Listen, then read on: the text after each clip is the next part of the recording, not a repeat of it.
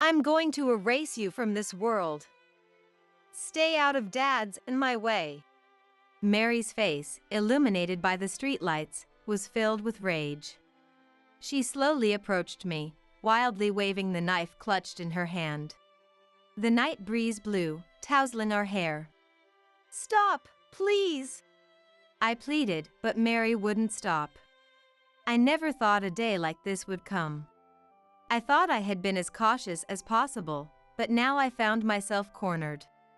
Please, calm down. Don't you think Dad would be heartbroken if he knew about this? No, he wouldn't. Heartbroken? Are you kidding me? He'd be thrilled.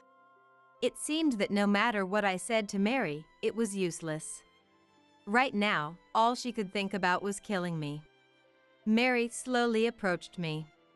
I took one step back, then another. I couldn't stall any longer. The only thing left to do was to resist somehow. The moment I made up my mind, the rooftop door swung open with a loud bang. My name is Sarah, and I'm 40 years old. When I was diagnosed with endometriosis at the age of 20, my life changed dramatically. After having a hysterectomy, I could no longer have children of my own, and I spent days feeling depressed. I stopped dreaming about having a happy marriage with someone I loved, a vague hope I had harbored until then. You did nothing wrong. My parents tried to console me. It's the disease that's to blame. It's not the fault of the person who gets sick. But their words didn't reach me. I strongly blamed myself for losing my uterus. I felt like I had a fatal flaw as a woman. A turning point came when I was 38. A friend introduced me to a man. Anthony was a handsome businessman, 2 years older than me. Sarah, if it's okay with you, would you consider dating me with the intention of getting married? Is someone like me really good enough? Actually, I've heard about your infertility. It doesn't bother me. Besides, I have a daughter who's about to start middle school. I had already heard from a friend that Anthony had a child. His wife had apparently fallen from the balcony of their high-rise apartment and passed away the year before last, in the fall. He felt that he needed a partner to share his life with, especially for the sake of his teenage daughter. It was with this in mind that Anthony had decided to remarry. I was thrilled at the prospect. Having my own family and becoming a parent seemed like a dream come true. After accepting his proposal and dating for about 6 months, I married Anthony. I was happy to have such a wonderful, hardworking husband. I remember feeling that way from the bottom of my heart. Anthony also seemed overjoyed to be married to me. The only one who wasn't happy was Mary. It was the same when we went to greet my relatives. Mary said something shocking that froze the atmosphere. Even without getting married, I was fine with just Dad and me. Mary! How can you say something so rude again? But that's how I really feel. This marriage is just a nuisance, you know? Mary's blunt attitude was bound to leave a bad impression. Please forgive her, she's at a difficult age. I tried to smooth things over. In fact, Mary was a tough daughter to handle. She had apparently been against Dad's remarriage all along. Don't you feel sorry for Mom in heaven? Mary would always blame Anthony. It was the same the day before we officially registered our marriage. As if I didn't even exist. Mom must be crying in heaven. You don't need to remarry. I can handle the housework myself. Why can't we just live as father and daughter? She screamed, giving Dad a hard time. I was perplexed too. If I wasn't welcome, I didn't want to get married. If Anthony hadn't strongly pursued me, I probably would have turned him down. Mary's going to be busy with school from now on. I want you to focus on your club activities too. I want you to cherish your own time without worrying about the house.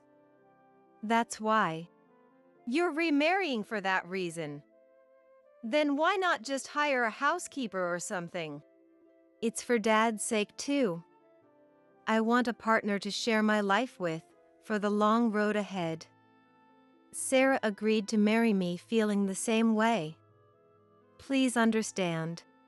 Anthony pleaded, but Mary just puffed out her cheeks in dissatisfaction. She really seemed to dislike my presence. I remember feeling incredibly uncomfortable. Would we really be able to get along as a family in the future? I was filled with anxiety. Living with a teenage girl requires a lot of care and attention. I realized that painfully and felt more than a little regret. Mary was even more difficult to handle than I had imagined. She ignored my greetings. She wouldn't respond when I tried to talk to her. And she often glared at me, with a terrifyingly scary look in her eyes. I heard Anthony scold her countless times when he couldn't stand it anymore. Mary, stop glaring like that. She's your mom, after all. Whose mom? My mom is in heaven. Are you saying that again?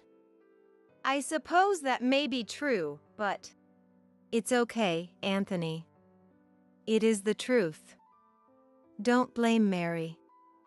I think we can gradually come to understand each other. We have plenty of time, after all. It was too naive to think we could hit it off right away. If I were in my daughter's position, how would I feel? If I wanted to improve our relationship, I had no choice but to take my time. I made up my mind and decided not to dwell on it even when Mary was cold to me. Even when she looked at me with hostile eyes, even when she complained to my face, I endured it with a smile. Mary's strong-willed nature was the real deal. She would get competitive with me at every turn. She tried to outdo me in every way, from cooking skills to cleaning efficiency. Hey Dad, look at the omelet I made. It's way better than a certain someone's, right? By a certain someone, do you mean Mom? Mary, I told you to stop trying to compare like that, didn't I? There's no point in comparing. Why? I'm proving that we'd be fine without this person around. Why can't you understand that? You're so stubborn, Dad. Mary. Stop pointing at Mom and calling her this person. Mary was still in middle school. It was only natural for her to be emotionally unstable at times. Getting angry or reacting emotionally was out of the question. I needed to handle this like an adult and take my time to get closer to her. I told Anthony that whenever an issue came up, I'll be fine, so don't worry. I assured him. It must have been about 6 months after we got married. A big change came.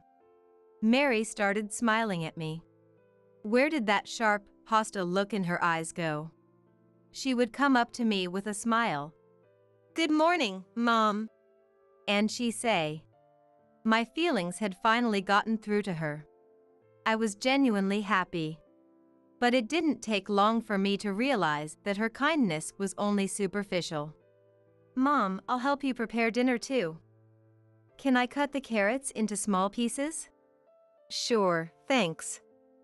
We're making stew, so cut the carrots a bit larger." "Oh. Oops, sorry. My hand slipped." "It's okay. Just make sure to grip the knife tightly." The knife had slipped out of Mary's hand and come flying towards me. I barely managed to dodge it, but one wrong move and I could have been seriously injured. Other times, kitchen scissors fell on my foot, or I almost got splashed with boiling water. I wanted to pat myself on the back for escaping unscathed. The worst was when I noticed something off about my drink. One holiday, when I was about to drink the coffee Mary had made for me, I smelled a distinctive citrusy scent. "Huh? This is..." "Hey, Anthony. Don't you think this coffee smells weird? We didn't change the beans, did we?" You're right, it does smell strange. But the one I'm drinking is fine. Oh, sorry. It's probably my fault. I might have poured the coffee into Mom's cup without rinsing it properly after washing it. I'll brew a new one right away. Oh, it's okay. Thanks, Mary. I can make it myself, don't worry. Oh, really? Mary said with a smile. But to me, that smile looked somehow sinister. Mary had likely mixed detergent into my coffee. It couldn't have just been a case of forgetting to rinse. She must have been disappointed that I didn't take a single sip. I was constantly on edge, not knowing what Mary might do to me. Sometimes I just wanted to be alone and give my mind a rest. One Saturday afternoon, I walked into my favorite cafe. I was happy to be married, but spending every day with Mary was too mentally draining. Anthony being on my side was my only saving grace. How long would these days go on? As I sipped my coffee, lost in thought, I sighed again and again. I'm not sure how long I sat there like that.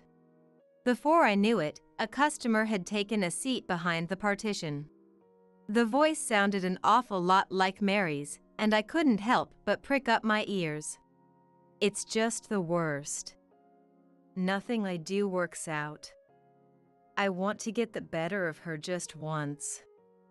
I wonder why. Maybe it's because I keep failing. Don't rush, Mary. These things take patience.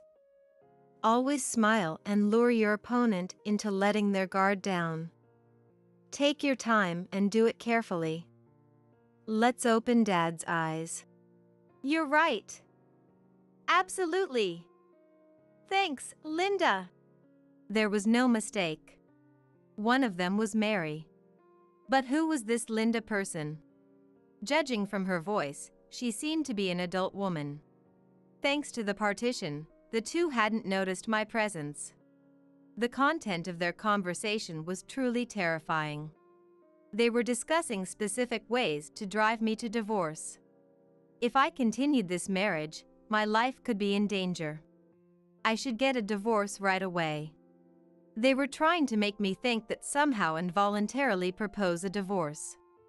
That night, when Anthony and I were alone, I talked to him about Mary and this woman named Linda. And that's the story. Anthony, do you know anything about someone named Linda? Linda? I hate to think it, but...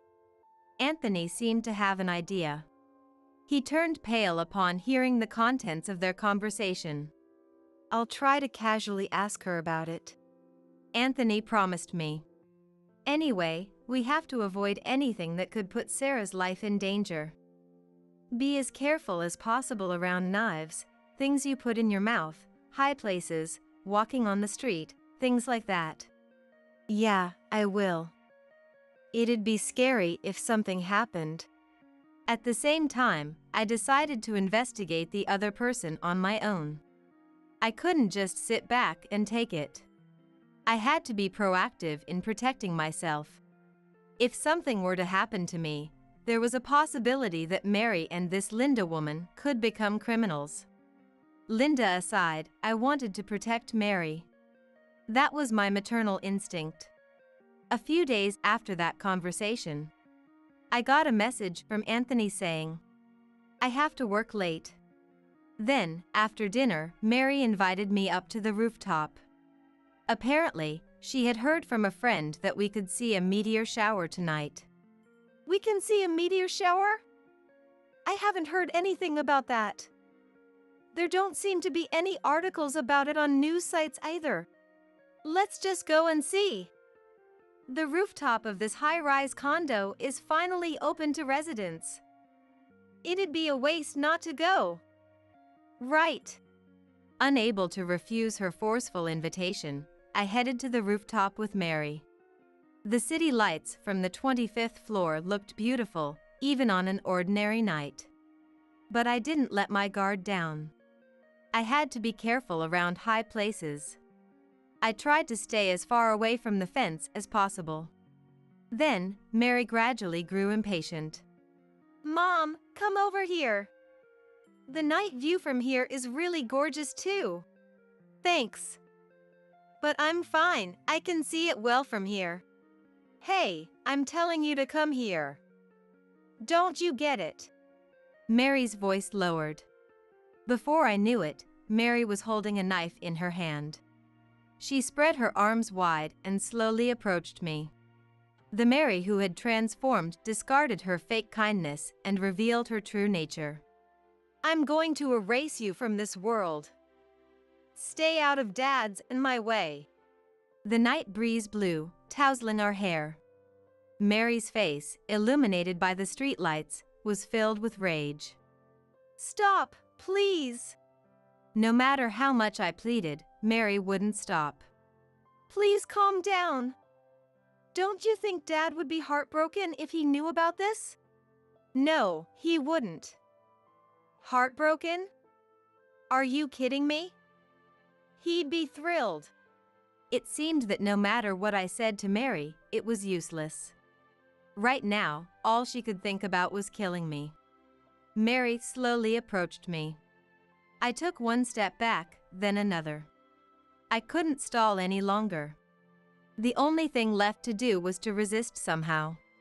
The moment I made up my mind, the rooftop door swung open with a loud bang. Stop it, Mary! Get away from Sarah! Dad! How did you? I had actually texted Anthony that Mary had invited me to the rooftop. Her behavior was unusual, and going somewhere high up was far too dangerous. I'll be home soon, so don't let your guard down, he had replied. Anthony came running over and stood behind me. Move!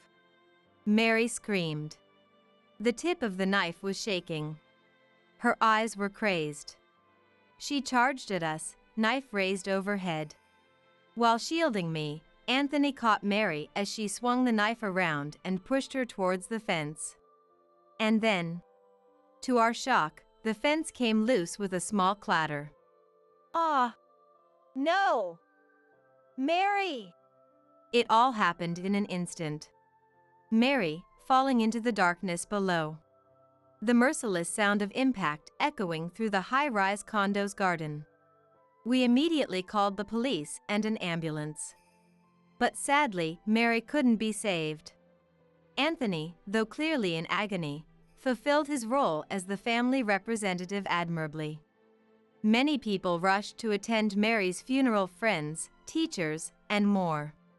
Mary, who was always cheerful, frank, and popular at school.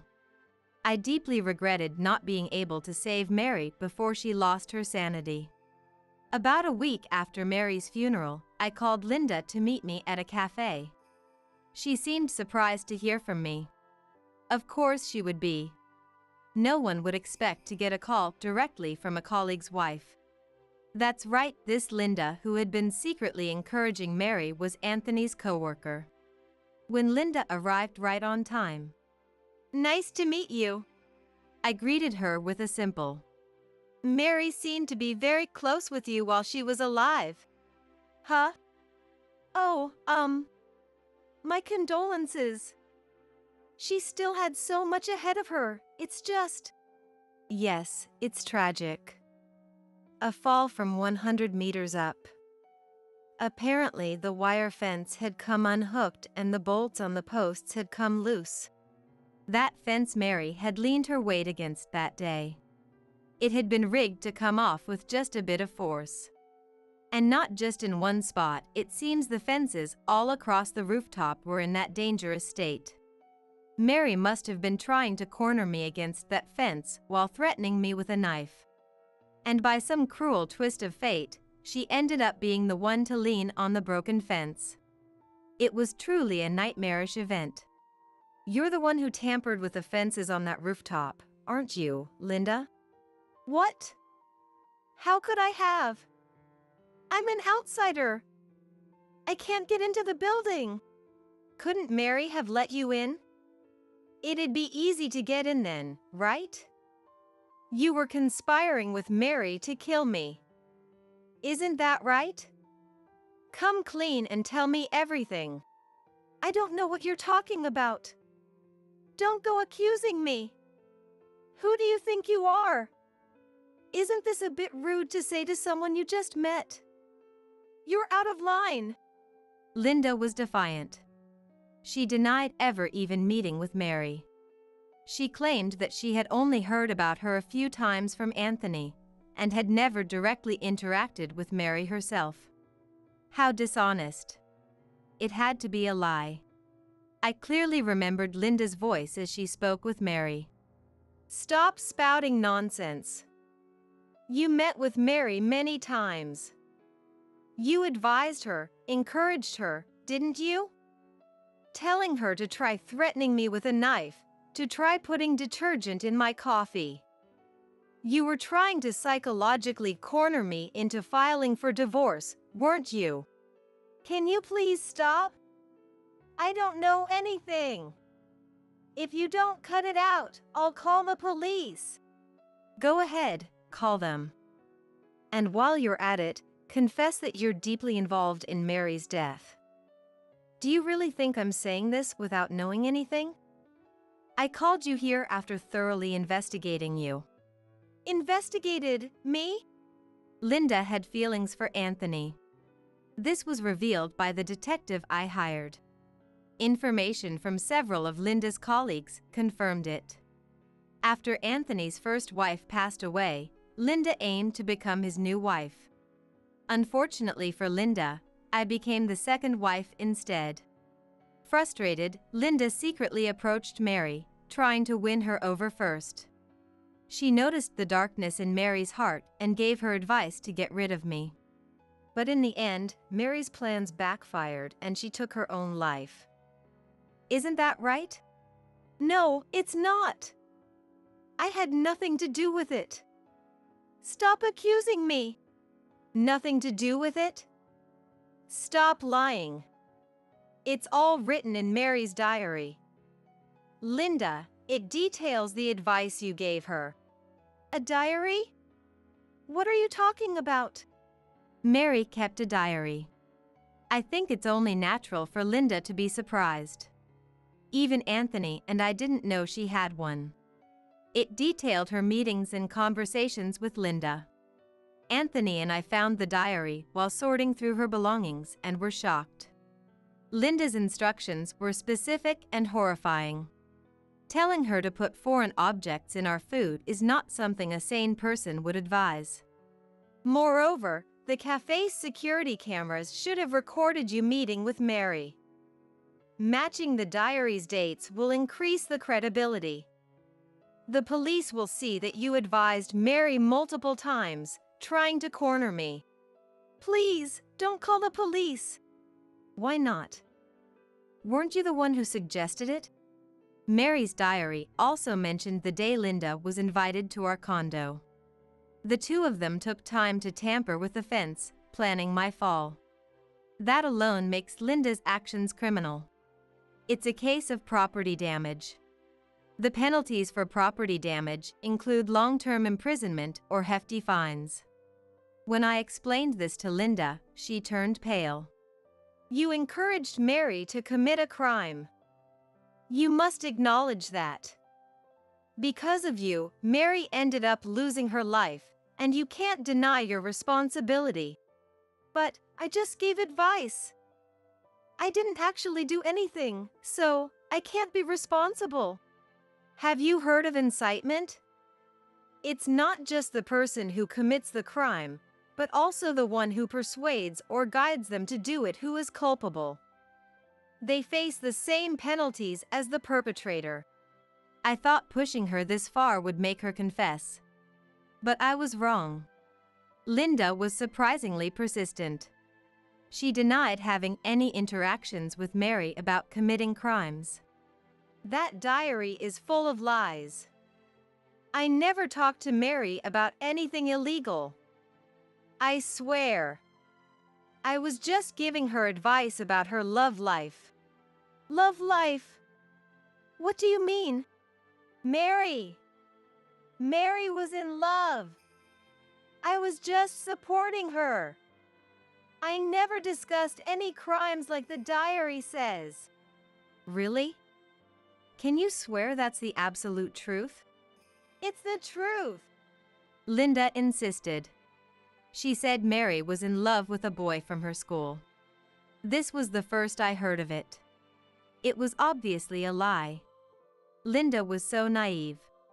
She didn't understand how cornered she really was. If she thought Mary's diary was the only evidence we had, she was sorely mistaken. I fiddled with my phone and played a recording of Mary's voice. Failed again.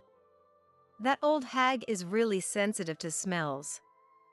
I put bleach in her coffee, but she threw it out right away. So annoying. Yeah, the first time you put detergent in the coffee and failed, it made her suspicious. You need to be more careful next time. It was a conversation between Linda and Mary. Linda's face showed pure shock. She couldn't believe such a recording existed. She had no idea we had investigated her so thoroughly. I hired a private investigator to look into every detail about you. Linda, what did you just say? That you never discussed any crimes with Mary, right? Well, that might have been a lapse in memory. A lapse in memory? How do you confuse talking about putting bleach and detergent in coffee? Please, explain.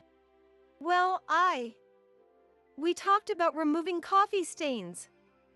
I guess the memories got mixed up. Linda's pathetic excuses infuriated me. Her deceit was infuriating. Linda had pushed Mary over the edge. Her guilt was enormous. Even if the world forgave her, Anthony and I never would. At that moment, a shadow appeared silently.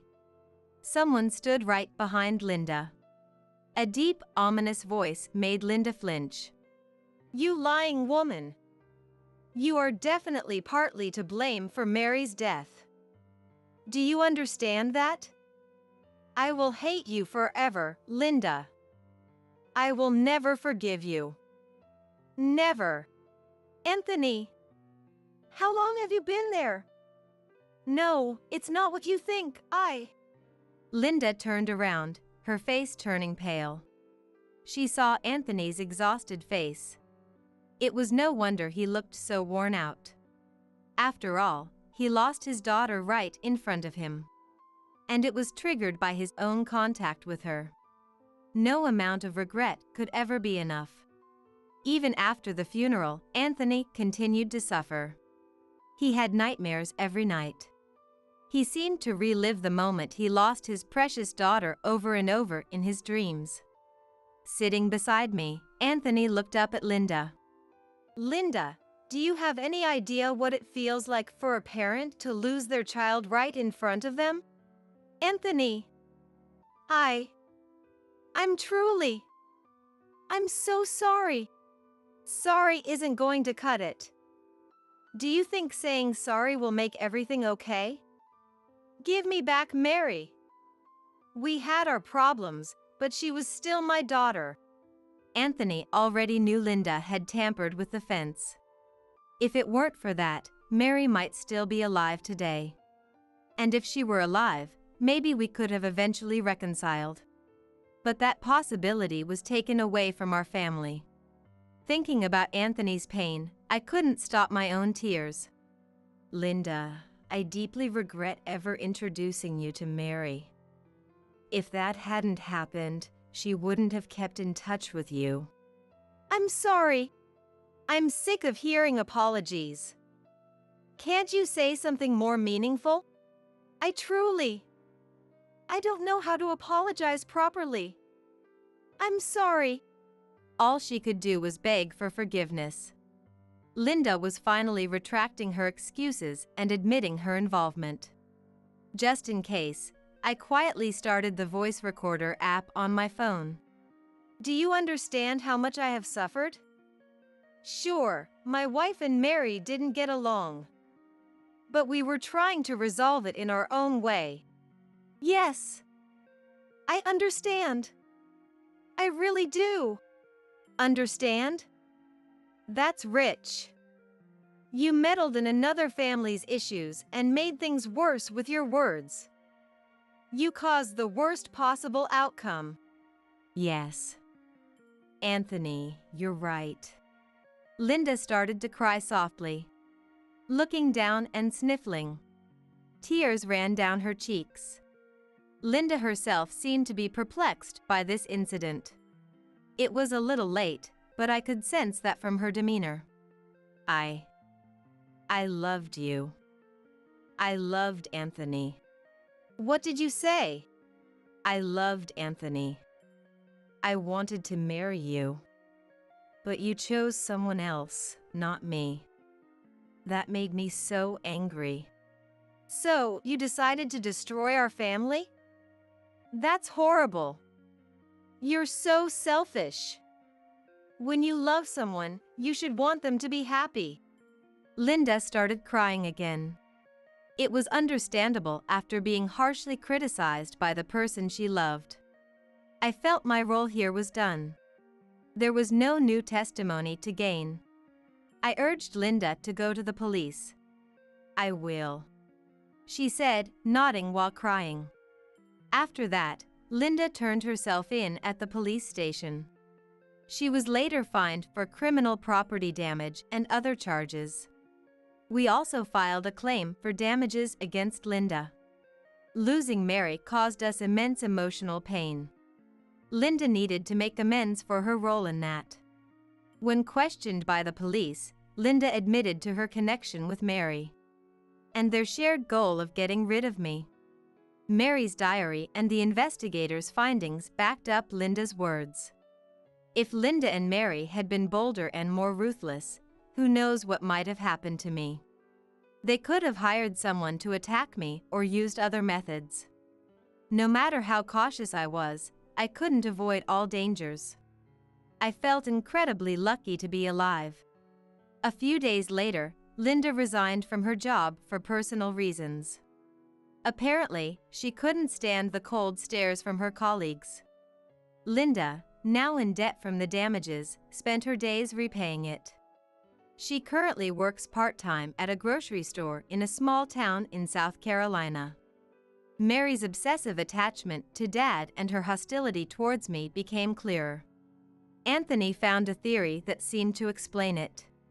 Mary likely had an Electra complex. Anthony sighed. An Electra complex? What is that? Is it a disease? It's not a disease. It's when a young girl feels exclusive love for her dad and develops strong rivalry with her mom. Mary might have had an extreme case of it. That makes a lot of sense. An Electra complex. It describes a psychological state, not a mental illness. Anthony emphasized that point. Even I have a normal amount of affection for Dad. In Mary's case, she must have unknowingly let those feelings escalate. It's something that could happen to anyone. That child did nothing wrong. I prayed once again for Mary's soul. Surprisingly, it was my relatives who actively supported Anthony's heart after losing Mary. Anthony's actions in trying to protect me, his wife, were completely justified. They affirmed the wounded Anthony wholeheartedly, saying those words. They even encouraged him about pushing Mary, saying it was self-defense. I believe it's precisely because of such support from those around him that Anthony was able to recover to how he is now. Anthony and I now spend peaceful days together, just the two of us.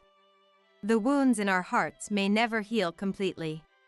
But it's because we're like this that it's important to be conscious of supporting each other. There will likely be many painful things in the future too, but as a married couple, we want to join our strength and overcome them. We want to protect each other's hearts so that we can smile as much as possible. That's what I believe. You cheated on me, didn't you? My husband Tom was holding our newborn baby and shouted right in front of me. I had just finished the huge task of giving birth and returned to my hospital room, and that's what my husband said to me. What are you talking about? I had absolutely no idea what he meant.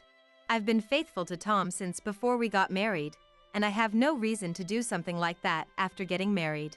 I couldn't understand why he would say such a thing, and I was furious that he would say that to his wife right after giving birth. This baby's eyes are blue. You cheated on me with a foreigner, didn't you? That's impossible! I yelled back without thinking. I retorted while enduring the pain in my body. Tom quickly put the baby in the bassinet, as if he had touched something dirty. I was angry that he reacted that way to our own child. I picked the baby back up. The baby suddenly opened its eyes. They were clear blue eyes, like glass. How? Both Tom and I have brown eyes. I've never seen eyes this blue before. I really didn't cheat on you. I have no idea why this happened. Don't lie. There's no other explanation except that you cheated. I'm telling you, it's not possible. I really don't know why. I gave birth to this child myself, so there's no doubt it's my baby. I've never heard of any foreigners in my or Tom's family. If that's the case, I truly don't understand why this child has blue eyes. Please, let's do a DNA test. A DNA test should prove this child's relationship to Tom. When I desperately pleaded, Tom stared at me intently. If this child isn't yours, I'll divorce you. I'll even pay alimony. But I really have no idea how this happened. This is your child. Please, just let me prove it. Tom's voice echoed in the silent hospital room. His answer was, "My name is Sophie. I'm turning 29 this year. I work an office job at a company in Boston. I was born in the South, but I've lived in Boston ever since I got into college. I'm married to Tom, who is 1 year older than me, and we live together. Tom works at a sports equipment company. Having grown up in a snowy area, I joined the ski club as soon as I started college. Tom was an upperclassman in the club at the time. He wasn't as used to snow as I was. But he loves sports and got hooked on skiing during a high school trip, so he went to ski resorts whenever he had the chance after that. He's quite skilled. Tom and I hit it off right away, since we both wanted to improve our skiing techniques. We always participated in the club's ski trips together, so naturally we started spending more time together and got closer. Then 6 months later, Tom said he wanted to date me seriously. That's how we became a couple, and our relationship progressed smoothly after that. After graduating, we both started working in Boston. I had become a working adult 1 year earlier. I moved into Tom's apartment and we started living together. Of course, the reason we chose to live together was that we wanted to be with each other. But that wasn't the only reason. Before graduating, we had discussed that we wanted to get married eventually, so establishing a financial foundation came first. If I lived in Tom's place, we could put all the rent money into savings instead. That way we could save up for our wedding faster. With that in mind, we cut back on ski trips until we had enough saved up. Eventually, Tom and I both gained more work experience and felt like we could continue our jobs long term. We reached our savings goal. Thrilled that we could finally get married, we decided to meet each other's parents first. My parents live far away, so both of us would need to take time off to visit them. Inevitably, we ended up going to Tom's parents' place first. Actually, Tom had only recently told his parents about dating me. Apparently they're old-fashioned and believe unmarried couples should keep their relationship pure. It's a very traditional area, so my parents don't approve of premarital relationships until the future is decided. My hometown is rural too, so I get it. Times have changed, but it can't be helped. That's why they think you and I are still living separately. If they ask, just go along with that. We had this conversation and firmly swore to absolutely never reveal that we were already living together before heading to Tom's parents' house. Tom's family runs a small woodworking business, with a factory located next to their home. The factory was originally started by Tom's grandfather, and his father-in-law Dylan is now the second-generation owner. They employ a handful of skilled craftsmen who create custom furniture and interior decor pieces using locally sourced wood. Although it's a small operation, they have long-standing business relationships with companies dating back to Tom's grandfather's days, so while it's not an easy business, they seem to be doing relatively well compared to others in the same trade. When I was a kid, Dad always told me, Tom, you're going to take over as the boss one day, so start learning the ropes now. I was constantly made to help out at the factory. So when I decided to go to college, Dad wasn't happy about it. Has Dylan decided who will take over the factory after him? No, the craftsmen we have now are skilled but have zero interest in the business side of things. We've tried training younger workers, but no one sticks around long. I think Dad still hopes I'll come back and take over. Do you have any intentions of coming back here in the future, Tom? No way.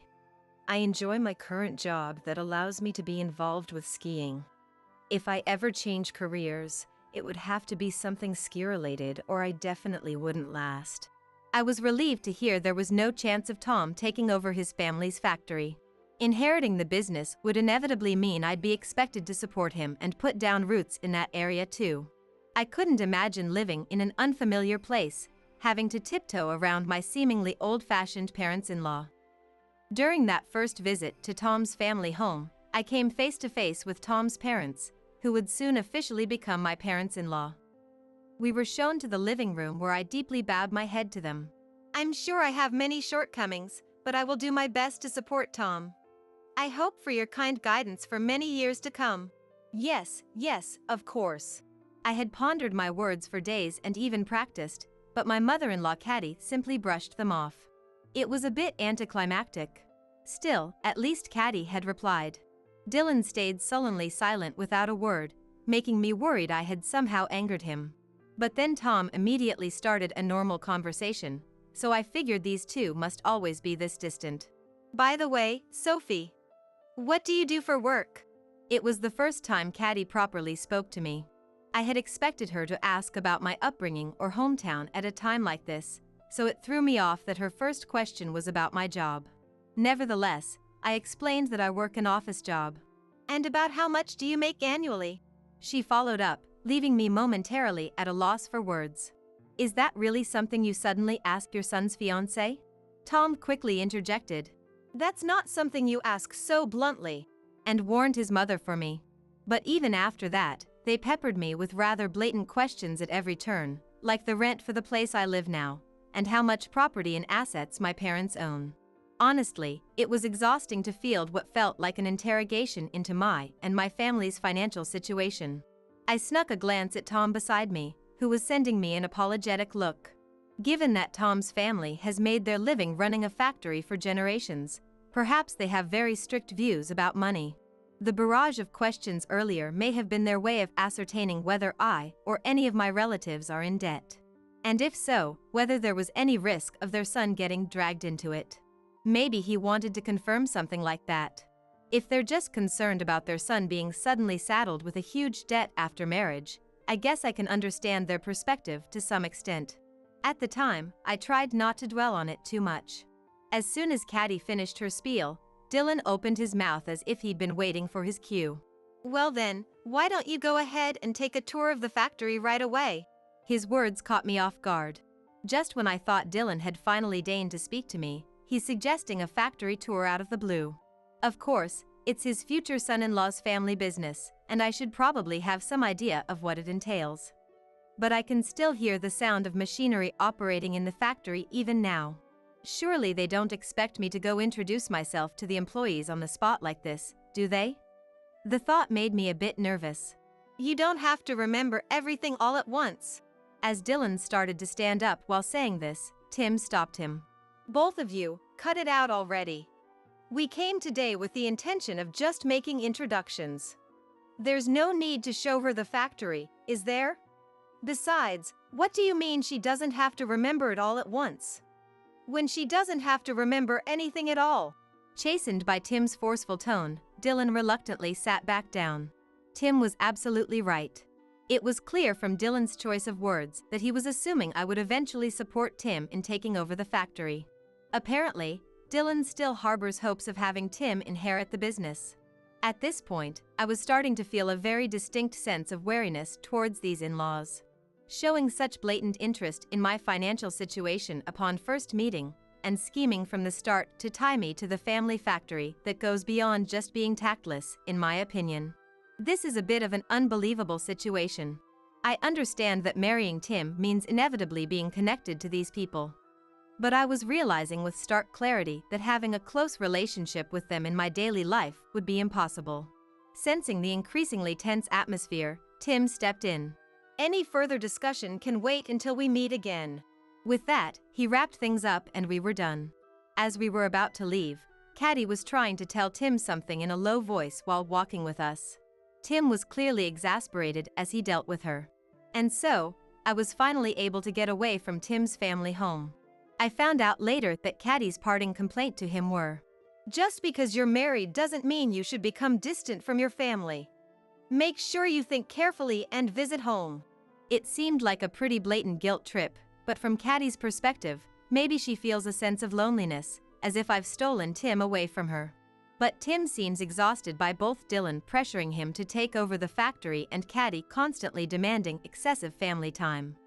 He clearly has no desire to see them frequently. Of course, it's not like their relationship is hostile. Quirks aside, I'm sure Tim's parents act this way because they care about him. And Tim himself doesn't seem to want to stir up discord with them either. I wanted to respect Tim's feelings too. However, after talking to them for the first time today, I knew with absolute certainty that I couldn't handle a life with frequent meddling from those in-laws. I told Tim my honest feelings. I even conveyed that if there was any possibility of living with those two, it might make marriage itself difficult. Of course I love Tim, but I'm convinced that I'd be unable to maintain my peace of mind living together with those people. My parents can be unintentionally overbearing with their opinions sometimes, so it's totally understandable that you feel that way, Sophie. That's what Tim said. I'm not considering ever living with them long term. And I absolutely won't let our lives get so intertwined that you end up dealing with their interference, Sophie. He promised. I didn't want to reconsider my decision to get married, so I was truly relieved when he said that. However, even though we refrained from contacting them, my in-laws didn't do the same. Immediately after the greetings, my in-laws started making various proposals and demands to us. The most troublesome thing was their meddling in our wedding plans. Tim is our only son and he's precious to us, so we want you to have the wedding in the way that has been passed down in this family for generations. They kept insisting persistently. From an early stage, Tim and I had planned to have the wedding ceremony in a church and the reception as a small-scale event with only close relatives and friends. But Tim's parents even demanded that we hold the ceremony in their hometown. Furthermore, when they said we should make the reception bigger so they could invite many of their relatives, I felt anger welling up inside me. I don't want them interfering with our important ceremony. I told Tim that I wanted him to make them stop meddling any further. Of course, Tim felt the same way I did, but he looked pained being caught between his parents and me, so this time I decided to yield. Considering our life after marriage, I told my in-laws that we wanted to postpone the ceremony until we could save up a bit more money so we wouldn't use up all our savings on just the wedding, and smoothed things over for the moment. And so, our married life started while postponing the ceremony. I told my colleagues at work and friends that we decided to use the money for the reception on our daily life instead. Most of our acquaintances of the same generation agreed it was a more rational and better choice. For me, it was disappointing not being able to have a wedding ceremony, but I was very happy that we could officially submit the marriage registration and become husband and wife. And finally, our married life began. We were already living together, but living with a clear perspective on how we would overcome the rest of our lives together felt very fresh. And avoiding direct contact with my in-laws didn't cause anything in particular that made the relationship deteriorate. 2 years passed by in a flash. And I became pregnant with Tim's child and gave birth to a healthy baby boy without any issues. When I returned to my hospital room from the delivery room, Tim, who had been eagerly awaiting my son and I, walked up and held our child for the first time. I expected him to let out a cry of joy, but instead, doubtful words reached my ears as I finished giving birth. His eyes are blue. Why? Is this child not mine? I couldn't understand what he meant.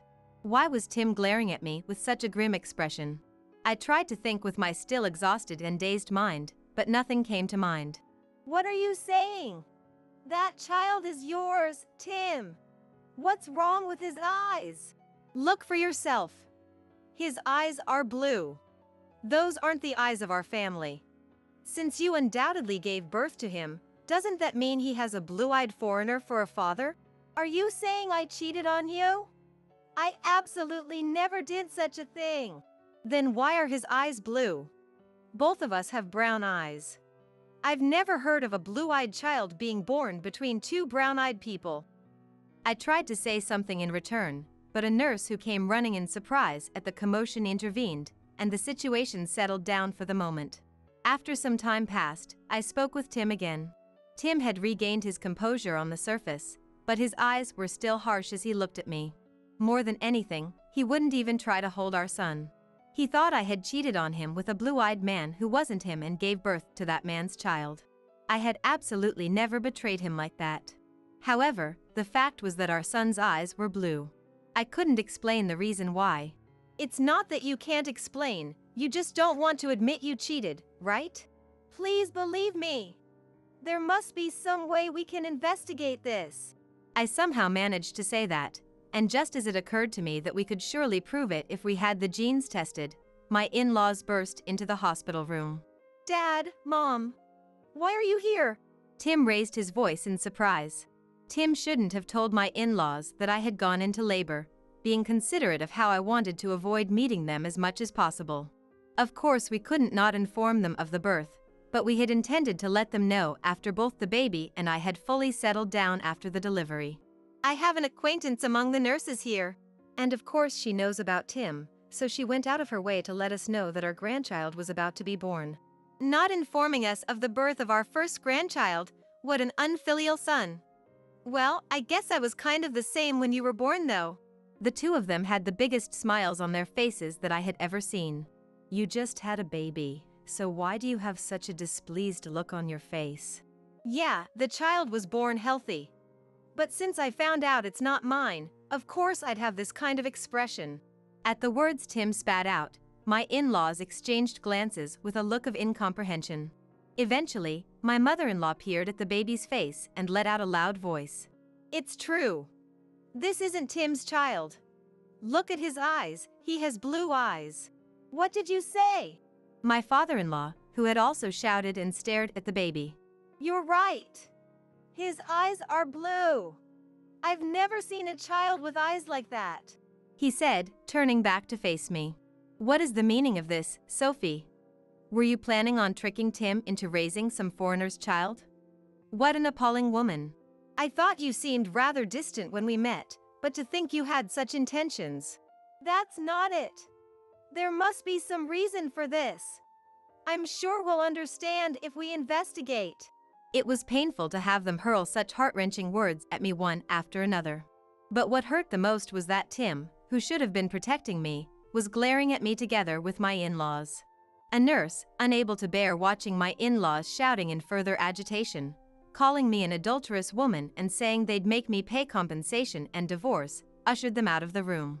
When she said she would call the police if they continued making a commotion and disturbing the mental stability of the patient, my in-laws finally withdrew quietly.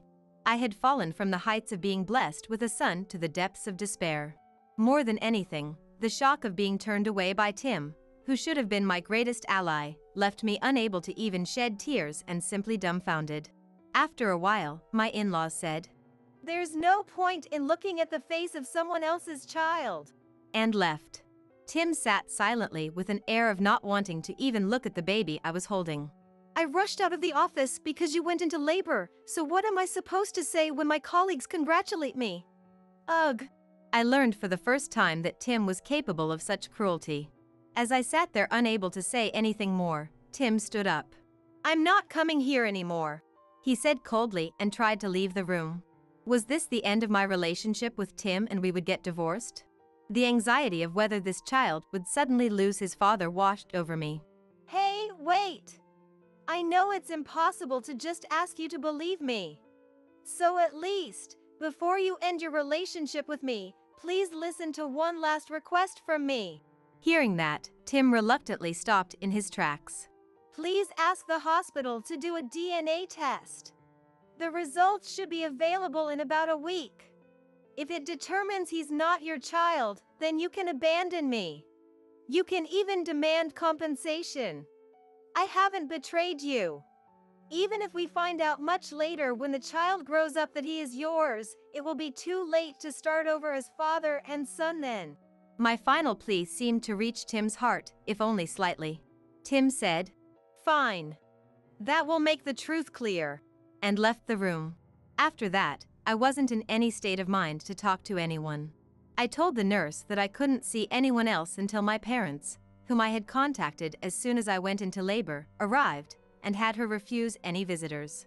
That night, my parents, who had forcibly transferred trains to get there, rushed to the hospital barely in time for visiting hours.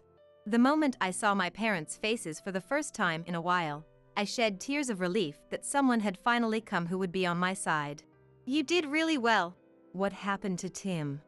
Has he not come yet?" Asked that, I hesitated over whether to tell them what had happened here until then.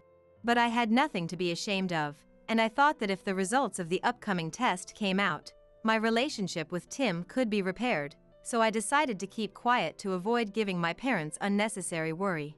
I made the painful excuse that Tim had been with me until just before, but he had to go back to the office for a bit because there was some work he absolutely had to do himself. And my mother Lenore gently held my son, whom neither Tim nor my in-laws had held, and peered at his face. What kind of reaction would Lenore have upon seeing his blue eyes? If she reacted the same way as Tim and the others? Thinking that, I couldn't look at Lenore's face and inadvertently lowered my head. "Oh, how adorable. His features take after Tim, don't they? Let me see. Oh, you're right. But the shape of his nose resembles Sophie." My father Sullivan also looked happy. It was a very ordinary reaction for grandparents seeing their first grandchild, but their response full of joy made me truly happy from the bottom of my heart. "Look, this child has blue eyes too. Just like when Sophie was born." I reflexively raised my head. "What?" and let out a surprised. My eyes met those of my parents, who were smiling with faces full of affection. "My eyes were blue when I was born too." "That's right. Oh, did we never tell you?" It wasn't that uncommon among our relatives. We probably didn't think it was worth mentioning. Wondering what on earth they were talking about, I asked for a more detailed explanation.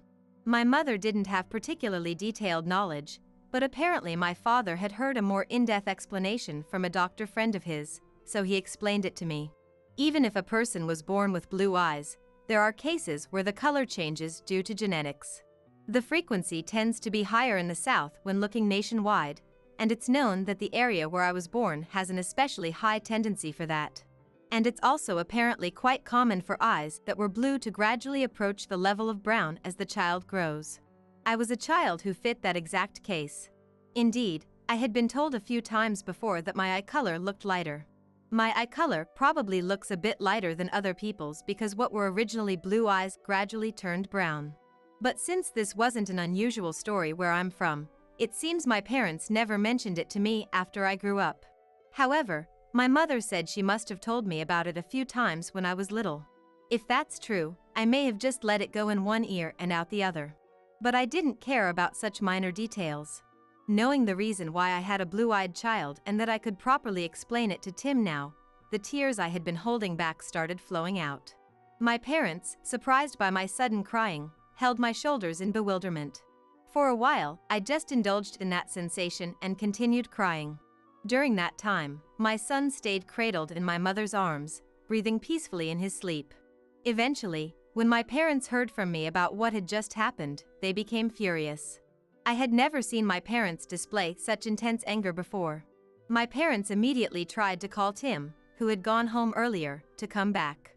But since visiting hours were almost over, they said they would meet Tim outside and left the hospital room. I heard later that my father had expressed his tremendous anger to Tim, saying, "How could you not believe your wife's story at all, not even hold the baby, and go home like that?" And Tim had been thoroughly contrite. He told Tim about the area where I was born and raised, about the mechanism behind the different eye color.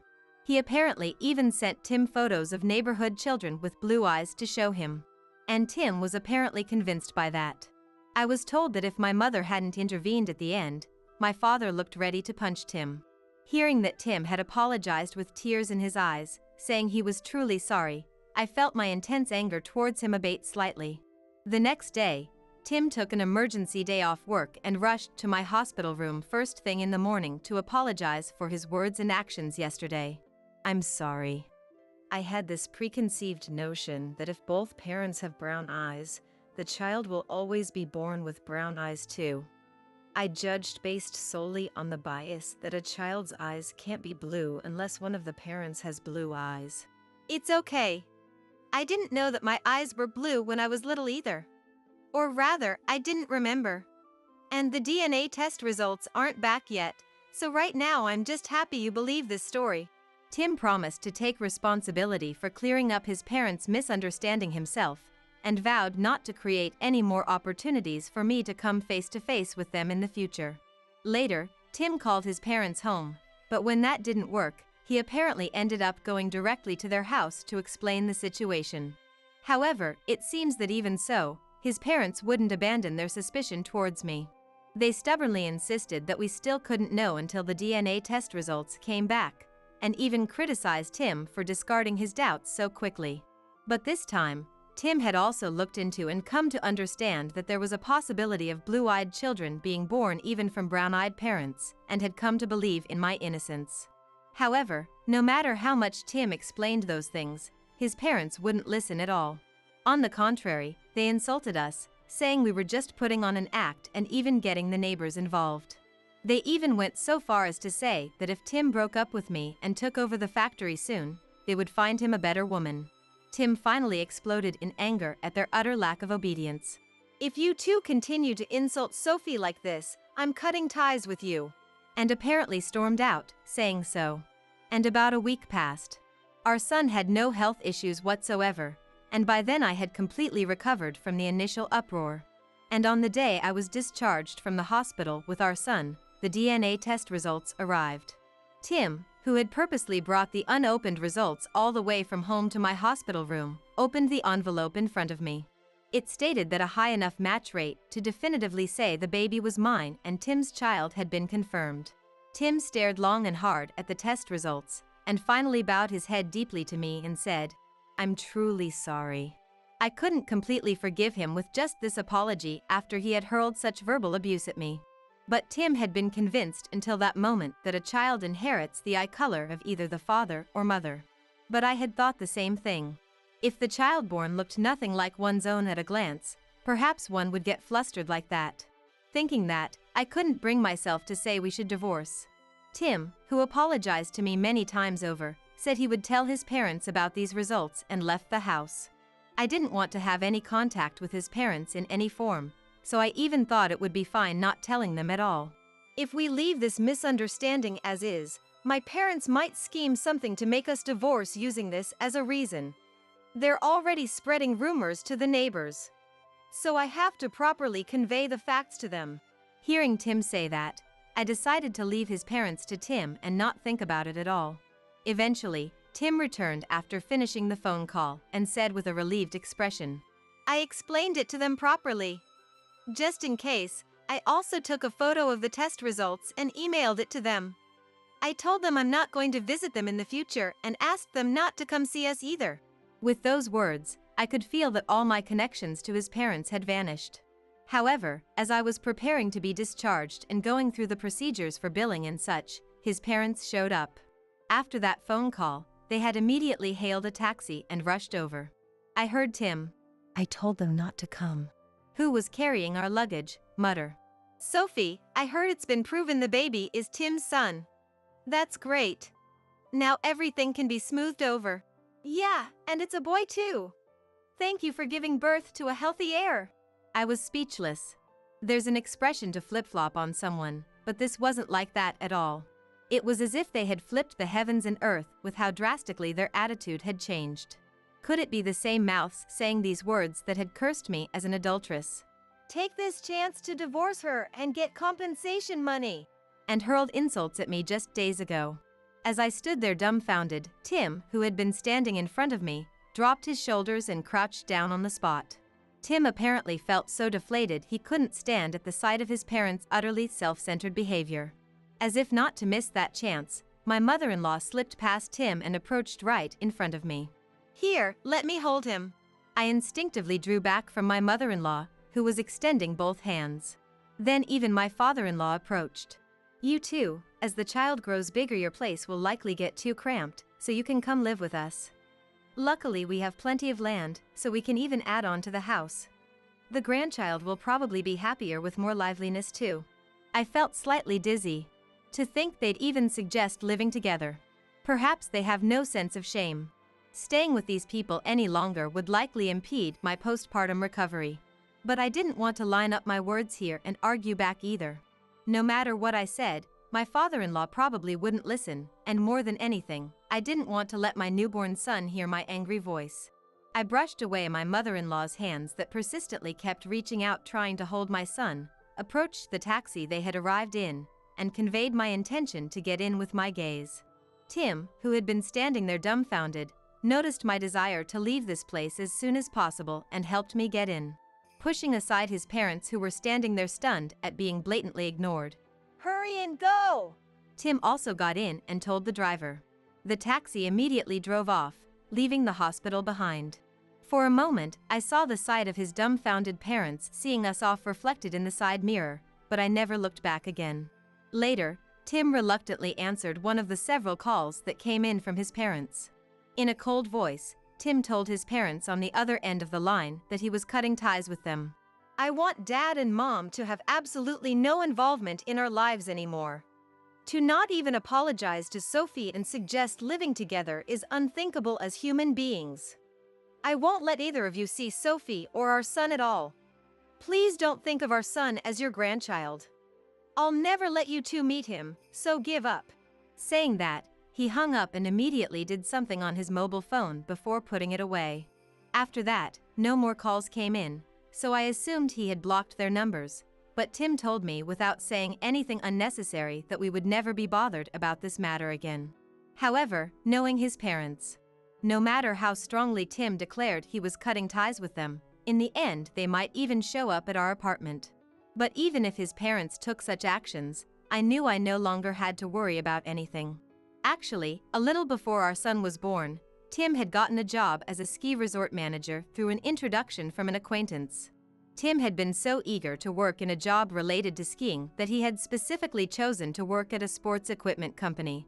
So when he received word of this position, I definitely want to do it. He was overjoyed and had replied.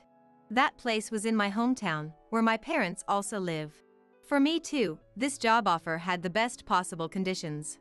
If possible, I had wanted to give birth at a hospital there, but by the time this job change was decided, my due date was fast approaching. Transferring to a different hospital suddenly during this time was high risk, and more than anything, there were few hospitals that handled deliveries there and they were all full with local pregnant women. So in that case, we had decided I would give birth at the hospital here where I had been receiving regular checkups from the beginning. That was the situation, so we had decided to wait until our son was old enough for long-distance travel and move the whole family together. We finished relocating our base of living while keeping this move and job change hidden from Tim's parents until the very end. By the time a month had passed since our son was born, everything was over. Fortunately, our son grew up healthy in both mind and body, and no issues arose at all during the long-distance move. In the end, during the time it took for us to finish moving like that, his parents never showed up at our apartment. Several years have passed since then, but an opportunity to have contact with his parents has yet to come. Our son, who is now running around energetically, continues to grow up without even knowing of his grandparents' existence. At one point, I had a chance to talk with an acquaintance living near his parents' house, and they told me about the recent state of affairs around that factory. After we suddenly cut off contact, not only were they unable to see their grandson, but even their only son Tim avoided them, and apparently this caused both his parents to completely lose their energy. Perhaps because Dylan's vigor had declined, he was unable to turn around the factory's performance that had been on a downward trend, and he apparently decided on his own to shut it down. The factory that Dylan had been so eager to have Tim take over and even pass on to his grandchild no longer exists. The acquaintance had seen my mother-in-law Caddy out shopping a few times, but said she seemed lifeless. Eventually Caddy injured her leg and it impeded her mobility, and she apparently became unable to even do housework satisfactorily. Dylan, who had no life skills and had never even done his own laundry, was apparently seen by people many times wearing terribly dirty clothes. And now, it seems both that house and factory are deserted and have become completely vacant. This is just my guess, but I think the two of them, having lost their ability to live on their own, were probably taken into a facility for elderly support or something similar by the government. Of course, I have no intention of going out of my way to confirm their whereabouts. And we, the husband and wife who became ski resort managers, are working hard at our jobs every day in the dreamlike environment of working at the ski resort we love. Since it's an environment where we can visit my parents' home with just a little travel, we go back and forth and help each other out when needed. My parents come over all the time, making up various excuses because they want to see their grandson even when they don't really need help. Our son is very attached to my parents too and really looks forward to seeing them. Having frequently gone to the ski resort from the time he gained awareness, our son is naturally showing an interest in skiing. He's already imitating skiing form and making us and my parents smile. Once this child grows up enough to be able to ski, the day will surely come when we can all ski together as a family. I can hardly wait for that day to arrive. Upon arriving at the Target high-rise apartment, I approached the concierge and was handed the keys to the room. Through the elevator reserved for the higher floors, I made my way to the top floor of the apartment. Wow, this is lovely. As the door opened, my sister-in-law, Laura, was the first to leap in, dancing around as she exclaimed, "Let's get unpacking." I called out, but no one offered to help. Predictable, yet it still irked me. The movers placed the boxes where directed, and I was left to unpack alone. "I'll take this spacious room. Katrina can have the tiny storeroom." My father-in-law, Harrison, and my mother-in-law, Rosalind, went ahead and decided who was getting which room. But I ignored them and continued my work. "This room is really nice. It would make a great final home." Good for us. My husband, Oliver, and the in-laws said to each other, all smiles.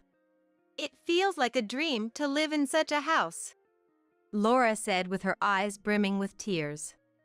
It might be time to reveal the truth. "Huh? Whose house are you talking about? Huh?" My name is Katrina. I'm a 32-year-old freelance illustrator. I used to work for a major publishing company, but went independent and now mainly take on projects from my former employer, while also starting to work as a children's book author. I married Oliver 2 years ago, and we began living together in the apartment I've been residing in. The reason we live in my house is that it's my property, and Oliver, who was renting elsewhere, moved in with me. My parents died in a car accident when I was young. Afterwards, I was raised by my grandparents, and after graduating from college and securing a job, I bought this apartment. The payment was made using the compensation and insurance money received from my parents' accident. My grandparents raised me without touching that money and gave it to me to use for myself when I graduated college. I bought this place because my grandparents entered a nursing home. They had reserved a spot in the nursing facility, intending to move in together after raising me, not wanting me to bear the burden of their care. After much thought, I decided to buy this convenient apartment, which was also close to the nursing home my grandparents were in. My grandparents said there were other things I could spend the money on, but to me, this was the best use. I have been living here for almost 10 years now. The 10 years I spent with my parents and the 10 years I spent with my grandparents are nearly equal. I've been living in this apartment a third of my life, and I have grown quite attached to this place. I met Oliver at a friend's wedding after party. He was a colleague of my friend's husband. We were of the same age and formed a group that started hanging out together. Over time, several couples formed from this group, and a few have married. And one of those couples was Oliver and I. Oliver was cheerful and seemed to brighten the room just by being there. From our first meeting, I was attracted to him. I admired his cheerful nature, something I lacked, and thought he was a wonderful person. However, that was only the face Oliver showed to the world, and I quickly learned about his other side after we got married. While Oliver was very gentlemanly during our courtship, he turned out to be the type who changes once the marriage is set. No, it was worse than that. After we got married, he said something unbelievable. "Since I'm living in your house, you should take care of the living expenses." "What do you mean?" "The expenses would be the same even if I weren't here, right?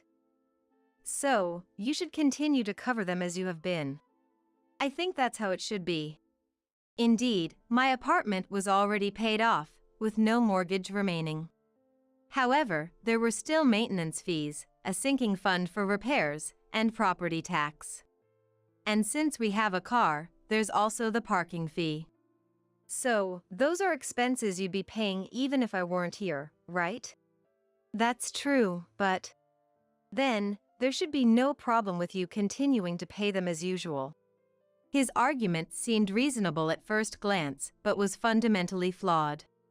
But Oliver, you're living here now, too. We agreed to split the living expenses. I'd really appreciate it if you could contribute. When I said this, Oliver's eyes narrowed angrily. "You're so money-grubbing! I never thought you were that kind of woman." I was stunned and speechless. To me, it was obvious that as a married couple, we would share our lives equally. I had naturally assumed we would split the expenses for our home. "I'm not saying I won't contribute anything. I'll definitely pay half for my part. But you own this house, right?" So, he meant since it's my property, I should bear the costs. "I'll pay for my own necessities, isn't that fair enough?" Reluctantly, I agreed to his request. In the beginning, Oliver did pay half the living expenses as promised. But only the half that I billed him for. "This month's electricity bill came to this amount. That seems quite high. You're probably wasting money working from home?" I had quit my job while dating Oliver and started working freelance. Though I occasionally went out for meetings and networking, most of my work was done from home. It doesn't seem fair. First, Oliver complained about the high utility bills. Unfair? How so? Well, I work outside almost all day. And I'm supposed to pay for your electricity use while you work from home? What a reasoning. I was too astounded to respond. I only use a little when I come home to sleep. So, I don't have to pay half, right? Following this logic, Oliver began paying only a minimal amount. The same went for gas and water bills. Still, I tolerated it. Sure, Oliver was only home for a short time. And having an extra person did significantly increase the utility bills. But it was impossible to calculate exactly how much each of us used. Despite his complaints, we did share the living expenses, so I silently accepted his reasoning. Looking back, I can't believe how foolish I was, but at the time, I thought it was necessary. I decided it was better to endure and keep our marital life peaceful than to fight over something trivial from the start. Aside from money issues, Oliver was as bright and fun as before we got married. Though the financial concern always lingered in the back of my mind, I didn't struggle to live without his contributions. And I valued our happy times more. But the supposed happiness began to feel increasingly precarious. More overtime today, they really need to get it together. Oliver started coming home later, sounding annoyed. Are you okay with all this overtime? There's a guideline that working over a certain number of hours a month is dangerous. You don't understand. Those are just nominal figures. A good salesman isn't just working the hours logged on the time card. Oliver said this disdainfully. Katrina, you've had to pull all-nighters to meet deadlines, right? Yes, that's true. That's my point. Don't be fooled by just the apparent numbers. I graduated from an art college and worked as an illustrator. So I really didn't know much about sales. Faced with his assertion, I had no choice but to believe him. I understand. But please, don't overdo it. I know. You're kind, Katrina. I won't push myself too hard. Oliver reassured me gently, embracing my shoulder. I tried to believe in Oliver's kindness forcefully, as if believing was the only way to keep my peace of mind. Gradually, I felt increasingly betrayed by Oliver over the year. They say people can react to sudden pain, but become desensitized to slow, incremental pain. By that point, Oliver's betrayals had accumulated significantly, yet I felt I was just enduring a little longer, spending my days pretending not to notice for the sake of peace. Then, a significant event occurred. My family's coming over soon, is that okay? One morning, Oliver suddenly mentioned this. Harrison and Rosalind? And Laura too? I had visited his family's home once before we married, for a family meeting. It was a small house in the countryside. It seemed to be a fairly old house, and every part of it was old, but my parents-in-law were living there. At that time, Laura had already moved out after getting married, so I wasn't able to meet her. We did message her, but as she couldn't come due to her schedule, but gave us a message, "Welcome to the family." Since we didn't have a wedding ceremony and only took photos, that was the only time I met his parents. Of course, I never had a chance to meet Laura. Our friends held a party for us to congratulate, but I still hadn't met Oliver's relatives. As I didn't have much interaction with my own relatives, and I did not find it so strange. Now, suddenly, his parents and Laura were coming to visit. It wasn't odd for them to want to see how we were doing after a year of marriage. Without any doubt, I agreed to Oliver's words. A week later, as promised, the in-laws came to our house. This is your place? It's not very big, is it? That was the first thing they said as they entered our home. Of course, it's not big. This house was originally bought for me to live in alone. It has 3 rooms and a spacious living dining area. One room is almost used as a storage, and the remaining rooms served as my office and bedroom. When Oliver started living with me, he wanted a space to work from home, so I gave up my office for Oliver's study. And now I work in the living room. It's spacious enough for 2 people to live without any inconvenience. As I was thinking this, Laura, whom I was meeting for the first time after Rosalind, entered the house. You're right, it's smaller than I thought. Are we going to live here together? It's small, but bear with it. They say any place becomes comfortable if you live in it. Well, it's better than nothing. I'll manage to live here. How long do they intend to stay? As I pondered vaguely, Oliver commanded me with an irritated voice. Hey, what are you dozing off for? Hurry up and carry in my parents' luggage. What? Oh, sorry. Which ones are their luggage? I thought it would be just enough luggage for a short stay, maybe a duffel bag. But when I looked inside the entrance, I couldn't find anything. What are you looking at? It's outside. Rushing to the entrance, I saw about 10 cardboard boxes piled up in the hallway. Cardboard boxes for a visit to their son's house?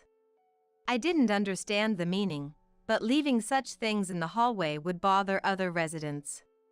Fortunately, none of the boxes were too heavy, and I somehow managed to bring all of them into the living room by myself. Since it's a living dining area, it's quite spacious. Although it's obstructive, stacking them up secured enough space to place them. During this time, Oliver and the in-laws were sitting and talking. Make coffee once you're done with the luggage. Hurry up, Everyone is tired. I couldn't think properly due to the situation and moved reflexively to Oliver's words. You really are so inconsiderate.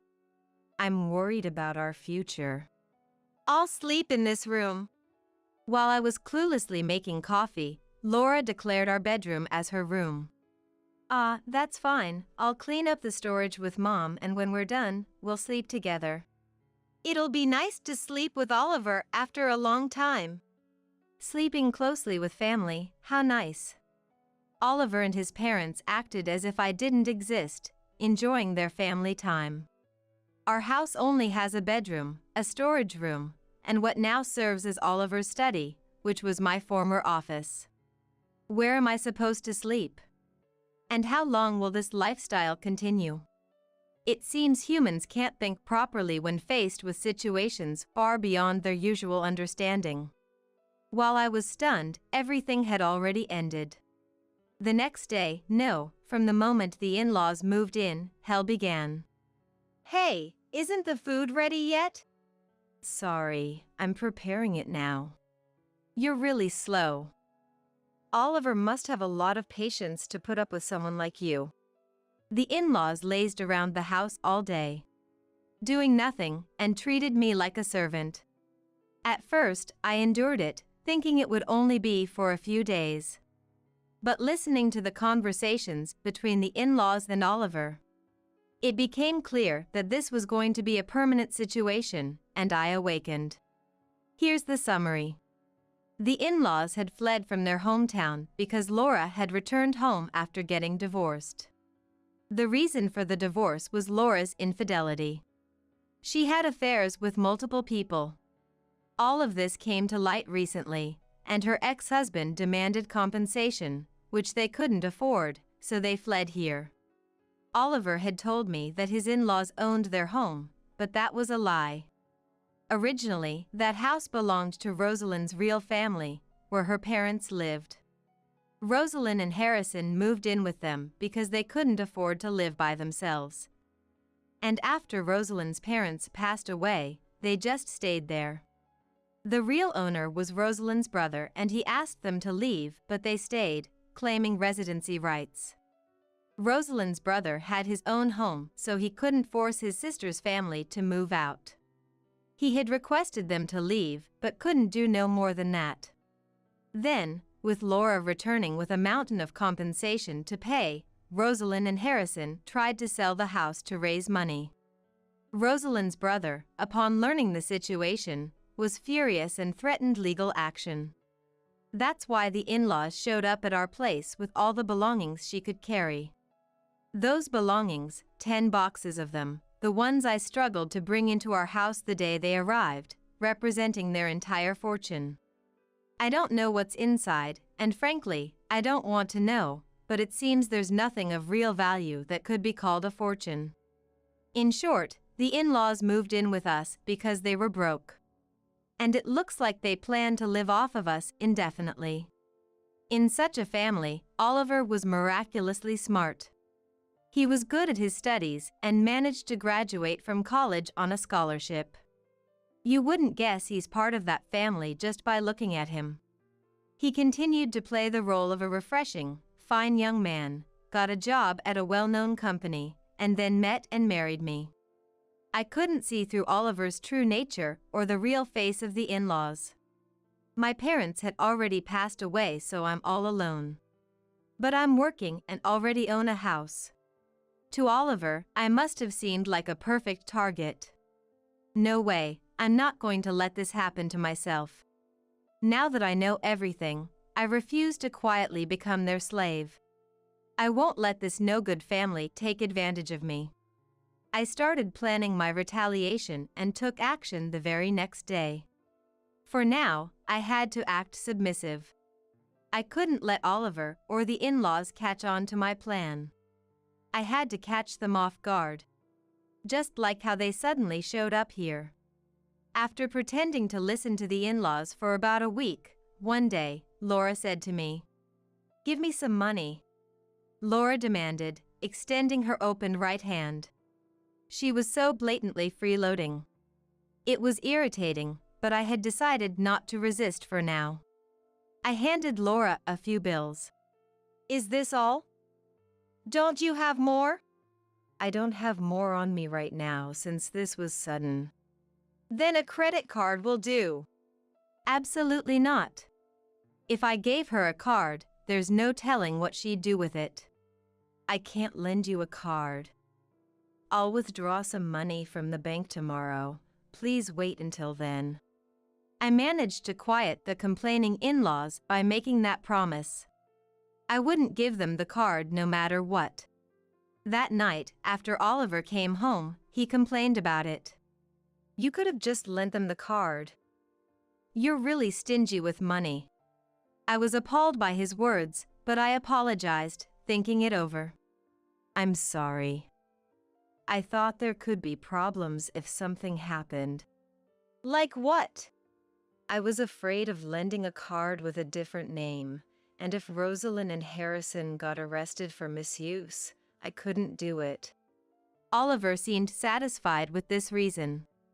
Then, make a family card for my mom and dad. I'm counting on you. Understood. I replied as such, but I had no intention of making one. About a month later, Oliver asked about the status of the family card. Maybe the in-laws, having received money several times, found it troublesome and urged Oliver to ask for the card. I'm sorry, but it seems I can't make it, I said, feigning disappointment. I hadn't applied for a family card and wasn't disappointed at all. Why not? Rosalind and the others are considered relatives, not family, so it doesn't work. Apparently, it's not okay just to live here temporarily. The in-laws had just rolled in without permission, and no proper arrangements had been made for living together.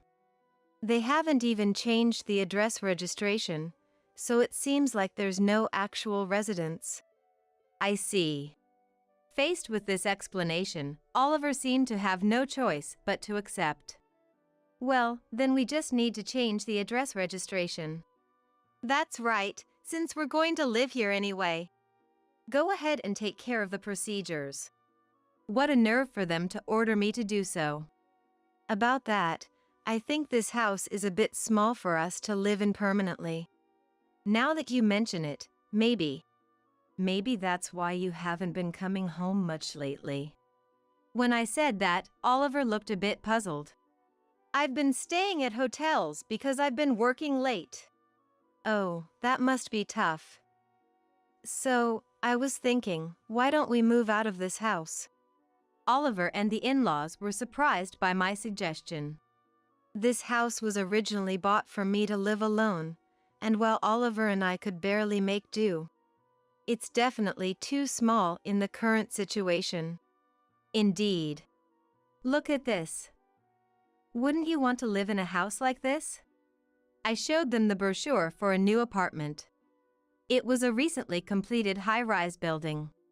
The brochure featured photos of a top-floor apartment.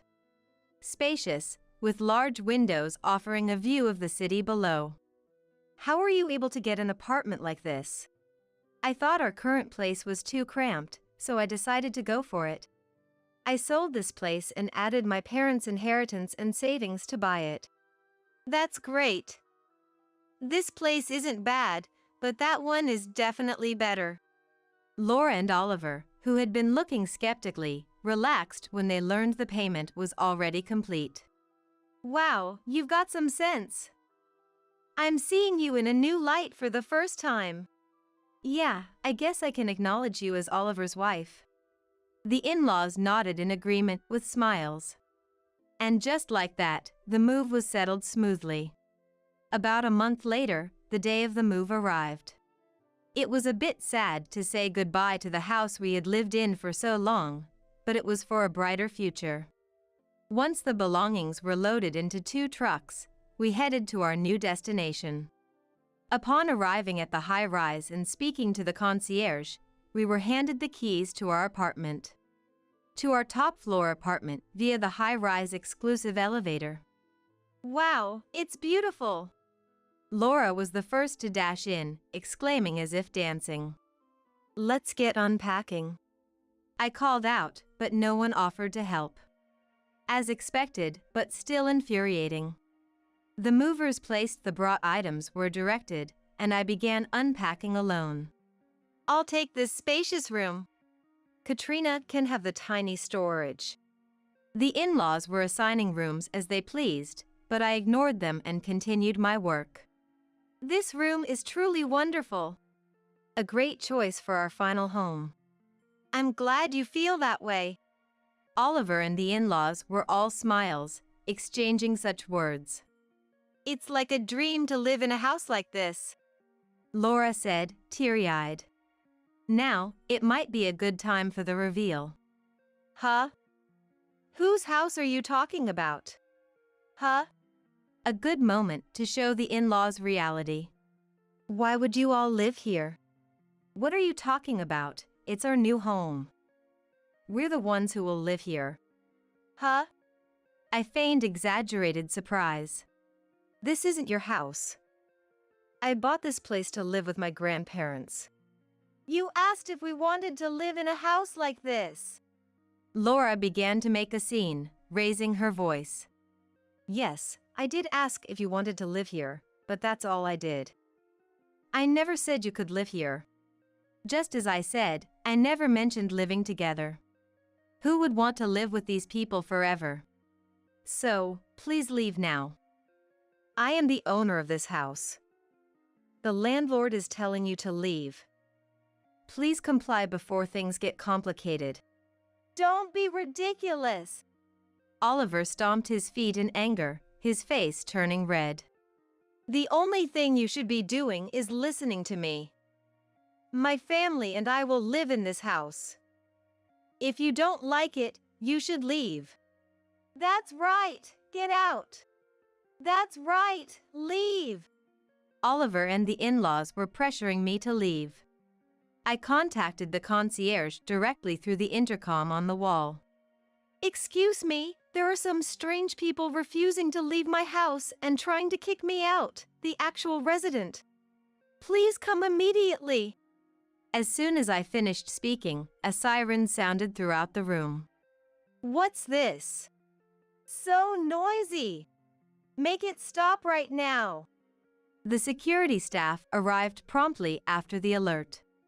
This is a high-end condominium after all. "These people are the building security. If you don't leave now, I'll call the police next." When the security officer pressed the doorbell and asked what happened, the in-laws started panicking. They realized what I said wasn't a lie. Although the security staff arrived, the in-laws pleaded, crawling on the ground, asking to be heard. I decided to listen, curious about what Oliver had been telling them. Oliver had been telling the in-laws I was a pitiable woman with no relatives, and that I couldn't live without him.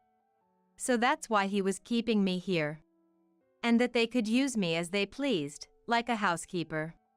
That was what he had been telling his own parents.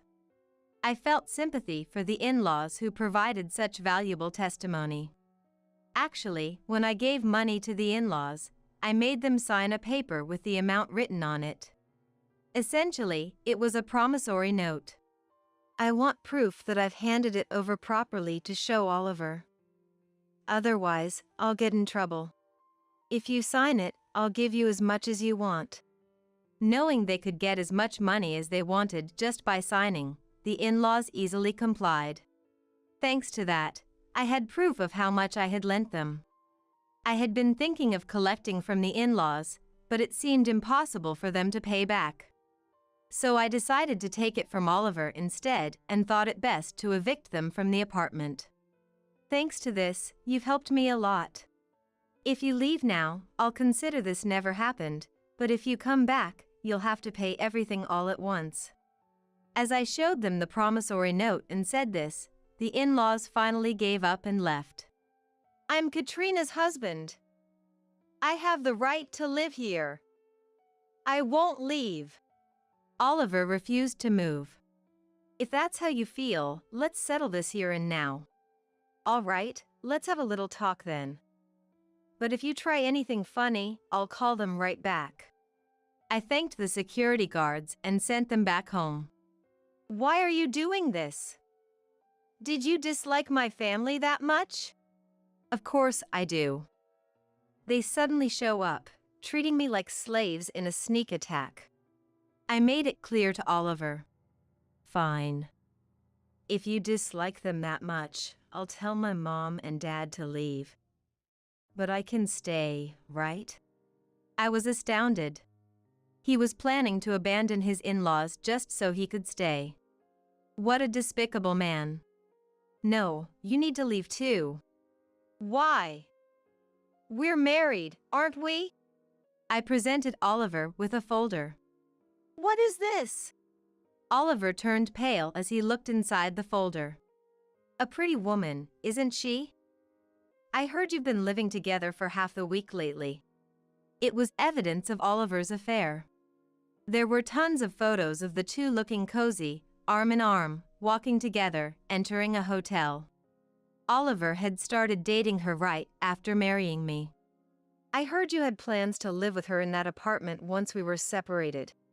Lies! Who would say such a thing? I turned on the voice recorder I was holding. The voice of the other woman played, and Oliver froze. The evidence was obtained by a detective agency. They approached the woman, kindly informed her that Oliver was married, and recorded what she had to say. The woman proudly claimed that Oliver was in the midst of divorce proceedings, and once he kicked out his wife, they would live together in Oliver's apartment. Oliver told his affair partner he wanted to divorce, but I wouldn't agree, and after being worn out by the in-laws, I would quietly leave. The affair partner believed she was the only one Oliver loved, thinking the marriage had already cooled off. True love will prevail, she laughed. But when she realized she was talking to someone from a detective agency, she panicked and started to cover for herself. She claimed she was also deceived by Oliver, truly believing the marriage was over. She begged for forgiveness, promising to tell everything. The detective asked me what to do, and upon saying it depended on what she said, she spilled everything not even asked for. All of that was recorded. I guess true love seems quite fragile. Yes, I got the evidence. Looks like this is going to cost a pretty penny in damages. Oliver collapsed weakly onto the floor. Your stuff is already sent to that woman's condo, so you can start living there from today. Now, leave. I called the concierge again and had Oliver, who was still drained, thrown out. As promised, I decided not to delve further into the affair partner. Her testimony was enough to prove Oliver's maliciousness. Thanks to that, I was able to get a substantial amount in damages from Oliver. It was enough to forgive him. However, I made sure to inform the woman's parents and her company. I hadn't promised not to tell anyone, so it should be fine to talk. The woman was Oliver's junior at work. They got close as they worked together. It would have been a nice story if they weren't married. I complained to the company about what kind of employee training they were providing, which led to our divorce. The company apologized for the lack of supervision. Concerned about their social reputation, the company made the woman resign under the guise of voluntary resignation.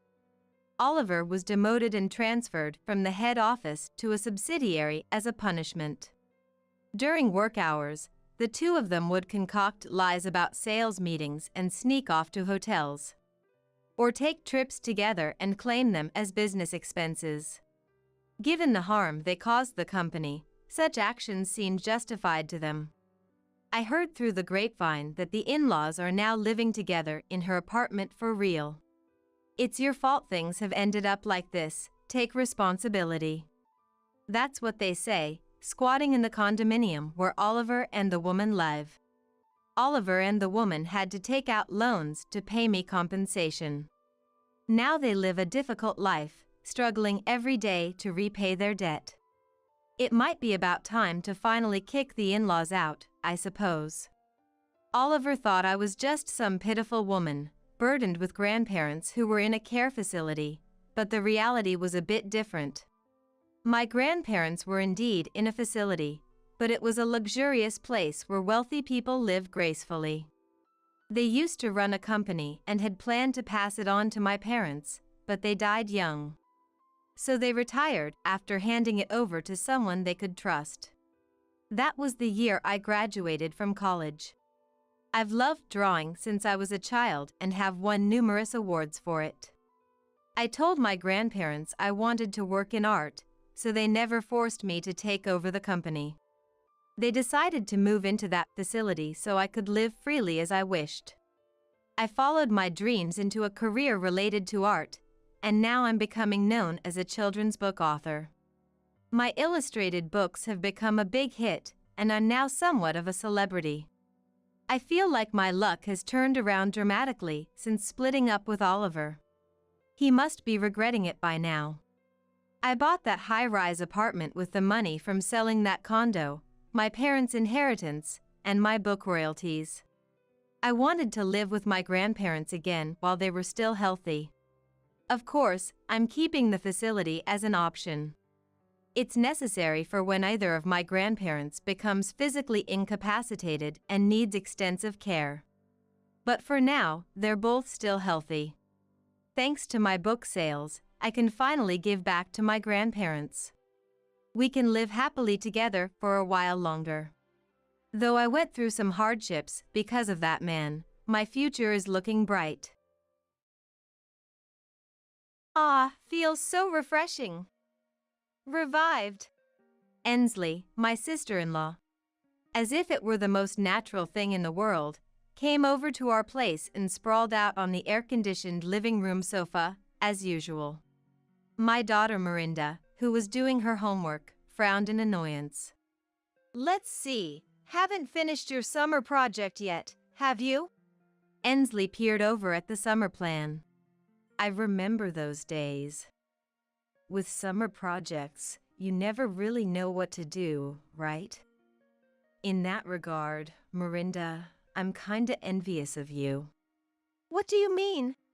Miranda asked, puzzled. Well, not many kids are born with such an interesting face like you. How about you compile something about that challenge of yours? LOL. It'd be easy, right? Miranda was born with a rare condition called cleft lip and palate, which resulted in splits in her upper lip and palate. She had undergone numerous surgeries over the years, but more than anything, it was the stares from others that hurt her the most. The condition made her face asymmetrical from her mouth to her nose, and the ignorant stares were painfully sharp. Why am I the only one like this? Miranda had tearfully asked before. I couldn't stay silent at Ensley's incredibly insensitive remark. Ensley. Even if we're family, there are things you should and shouldn't say. I was just stating the facts. If she compiles something about her interesting condition, everyone will be pleased, won't they? Ensley is laughing, saying Miranda's condition is interesting. Without knowing how much pain and struggle Miranda and we have gone through. Don't worry about what she says, Miranda. I grabbed Ensley's arm, ready to forcefully drag her out of the house. That's when Miranda stood up slowly, smiling, and said, Don't worry, Mom, I've decided. My name is Eleanor. I live with my elementary school-aged daughter Miranda. My husband Dennis is a good husband and father, but he's away on work assignment. I'm home, Mom. I'll go wash my hands, then I'll help with chopping the vegetables. Saying this, Miranda took off her mask. Nowadays, everyone wears masks when going out due to the pandemic. But Miranda has been wearing a mask in front of anyone other than family since she was young. She must still feel resistance to showing her bare face. Miranda was born with a condition called cleft lip and palate, which is not commonly known. It's a congenital condition where the upper lip and palate are split, occurring in about 1 in 1,000 births in the United States. Seeing our child for the first time, My husband and I were shocked, but also vowed to protect her no matter what. Cleft lip and palate requires several surgeries, and Miranda's first surgery was just 2 months after she was born. Though the surgery closed her mouth, it didn't completely correct the distortion in her mouth and nose. Most people don't know much about this condition, which made me worried about how Miranda would be perceived as she grew up. There would surely be times when Miranda would get hurt. Still, Dennis and I discussed letting Miranda live like any other child, attending school and going to amusement parks just like her peers. The days of hospital visits must have been painful for young Miranda, who usually doesn't complain much. Miranda would become anxious before surgery, saying, "Mom." There must have been unspeakable anxiety clinging to her. She wouldn't let go of my hand until she fell asleep. As an elementary student, Miranda would come home and share various school events with laughter. Today, Gerald in my class mimicked the teacher, and it was so funny. During lunch, we played rock, paper, scissors to see who gets the dessert of the kid who was absent, and Caitlin won. Over the last long weekend, Tyrone from the next class went on a vacation with his family. But their dad got lost while driving, and it was a huge mess. Miranda would tell fun stories at dinner every day, but I noticed something off. None of the stories Miranda told included herself.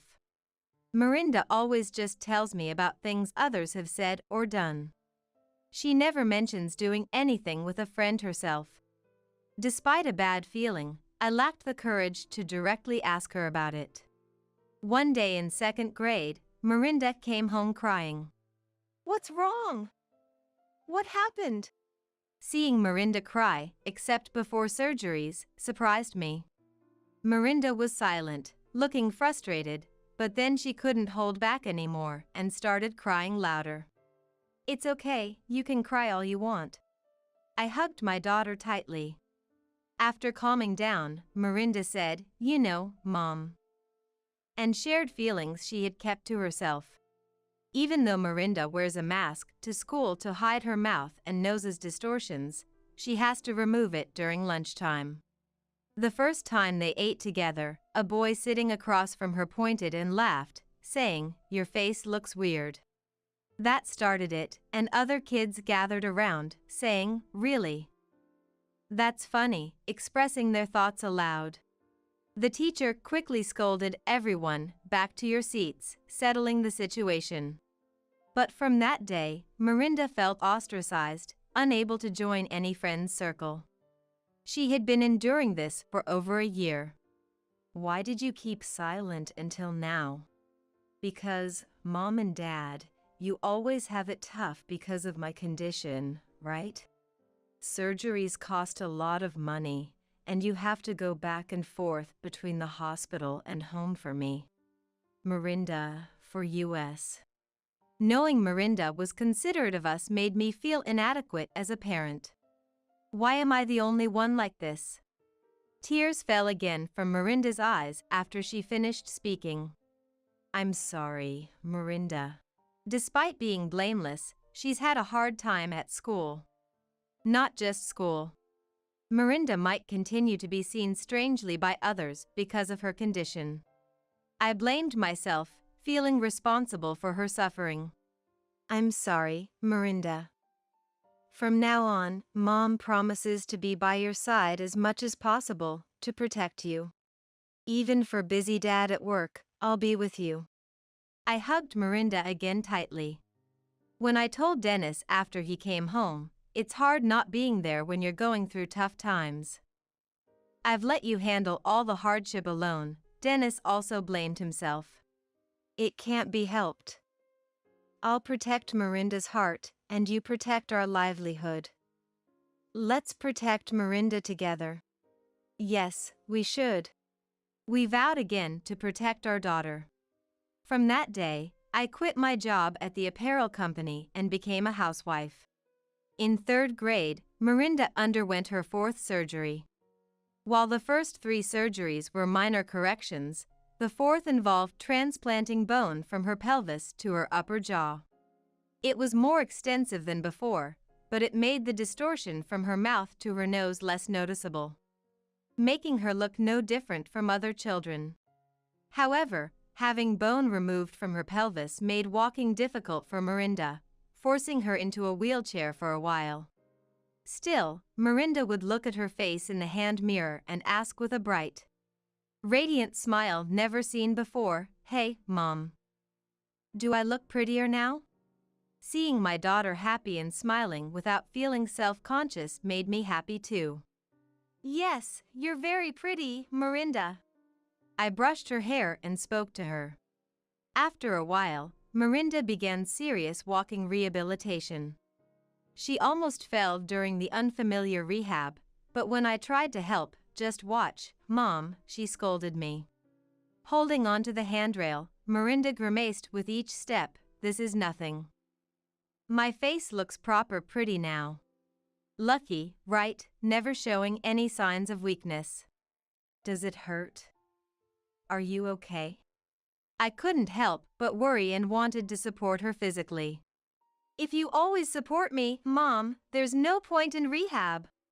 Miranda laughed shyly. As a result of her positive attitude towards rehab, the pain in her hips completely vanished, and she could walk on her own without needing crutches anymore. 2 years later, Miranda was in 5th grade. There were still scars on her lips, but they were hardly noticeable and less mentioned. It seems Miranda has grown to like looking at her face in the mirror. Upon waking up, she heads straight to the bathroom and faces herself in the mirror with a smile. She used to dislike even approaching a mirror. The memory of those times feels like a distant past, making me chuckle to myself. "I wish I could see Dad," Miranda sighed. Dennis has been on a work assignment far away. We sometimes communicate via video calls, but it's not the same as having him nearby. Sherry said her family is going on an overseas trip. Frederick is going camping. Everyone seems so lucky. Despite it being summer vacation, Miranda lamented not being able to go anywhere due to our circumstances. One day, while we were spending a holiday at home, the doorbell suddenly rang. "I'll get it." Miranda stopped her summer homework in the living room and headed to the entrance, as I was busy with household chores and couldn't leave them. "What, Aunt again? You came back?" I could hear Miranda's displeased voice. "How rude. You came back? I'm your aunt, after all. Family can visit as many times as they want, right?" Saying so, the visitor entered the house without waiting for Miranda's consent. "Ah, it's cool here. Revived." I poked my head out from the balcony and welcomed the guest half-heartedly. "Welcome, Ensley." The guest was Ensley, Dennis's sister. According to Dennis, after graduating from high school, Ensley worked as an office clerk at a small trading company but ended up quitting within 3 months after being reprimanded by a senior for taking too many days off and getting into a heated argument. Now, she's living back at home. Dad told me she doesn't even bother to look at job ads he shows her. Just throws them on the floor and spends all day playing video games. Dennis complained about Ensley's lack of motivation.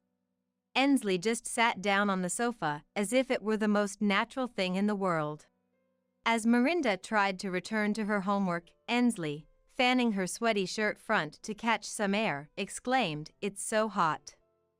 This weather is absolutely crazy." Ensley loudly exclaimed, disregarding Miranda, who was trying to study. When Miranda frowned in annoyance, Ensley did not miss it.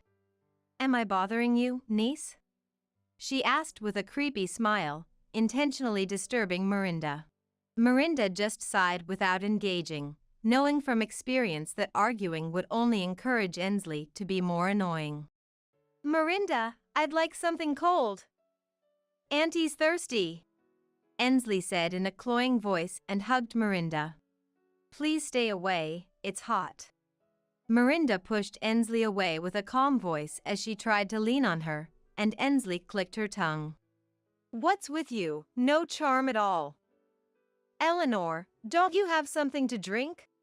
I took out coffee from the fridge, poured it into a cup, and handed it to Ensley. Could you keep it down a bit? Miranda is studying. I admonished Ensley in a low voice, though I knew it was futile. You know, I always wonder. Ensley looked around the room and poked Miranda's cheek with her finger, asking, "Why doesn't Miranda study in her own room?" Seeing Miranda swat her hand away, Ensley laughed as if amused. To save on electricity. Miranda answered irritably. Saving on electricity. So that's why you're scrimping? Mom isn't working, right? That's why you guys are poor. Miranda slammed her hand on the table in frustration. Don't compare me to someone who doesn't work despite being old enough. Are you talking about me? Wow, Miranda, that's harsh. Your mom doesn't work outside either. Always lazing around at home just like me, right? That's not true. Mom is busy being a housewife. She's always cooking, cleaning, doing laundry. There's a lot to do. She's not lazy like Aunt. Miranda retorted with a firm stance. Really? Even Miranda is being cold to me? Listen, my parents are like, if you want to use the air conditioner so much, pay the high electricity bill yourself. Can you believe that? Living with family and they say that? It's your own fault for not working and just lazing around and playing in your room all the time. Well, it's not like I can pay for that. Going to cafes costs money, department stores are far and a hassle. So in the end, the only place I can rely on is Miranda's house. Despite Miranda's reluctance, Ensley hugged her again. This is how Ensley would come over unannounced, trampling over our lives every time. Even though she's Dennis's sister, I couldn't bring myself to forcefully kick her out. When I consult Dennis, who's away on his own, he says, kick her out immediately. If it comes to it, calling the police is fine.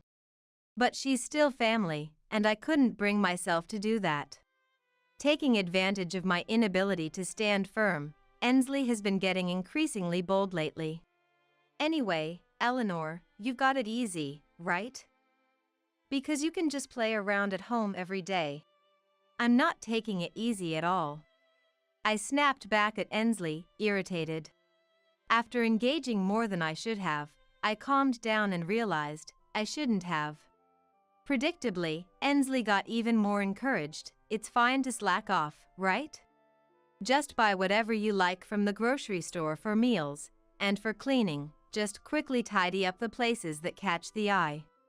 That's what I would do, LOL. She suggested I take shortcuts in my role as a housewife. Don't compare me with Aunt. Besides, it's annoying because of her I can't concentrate on my studies. Can you just go home? Miranda protested strongly. Oh, scary. Ensley exaggeratedly shivered. So, Miranda, what have you been studying? Should I help you? I might be able to teach you addition or subtraction. I've already learned that, thank you. Please, just go home. Oh. What's this? Your summer project isn't finished yet. Ensley peered over at Miranda's planner. I remember those days. With summer projects, you never really know what to do, right? It's hard to find something you actually want to research. In that regard, Miranda, I'm kinda envious. What do you mean? Well, not many kids are born with such an interesting face like you. Why don't you compile something about that condition? It'd be easy, right? LOL. It's about yourself, so you wouldn't have to research much. I couldn't stay silent at my sister-in-law's incredibly insensitive remark. Enough, Ensley. There are things you should and shouldn't say, even if we're family. Oh, scary, scary. I was just stating the facts. If she compiles something about her interesting condition, everyone will be pleased, won't they? Ensley is calling Miranda's condition interesting. Laughing, without knowing how much pain and suffering Miranda and we have gone through. Miranda, don't worry about what such a person says. I grabbed Ensley's arm, trying to drag her out of the house with all my might. That's when Miranda stood up slowly and said with a smile, "Don't worry, Mom. I've decided." In contrast to me, who was about to explode with anger, Miranda was completely calm. Well then, Miranda, I don't quite understand, but your mom seems really angry, so I'll leave. Ensley said without a shred of remorse, smirking creepily as she prepared to leave. I wanted to unleash my anger on her, but Miranda pulled at the hem of my shirt, stopping me. You too, Mom, shouldn't worry about what that person says.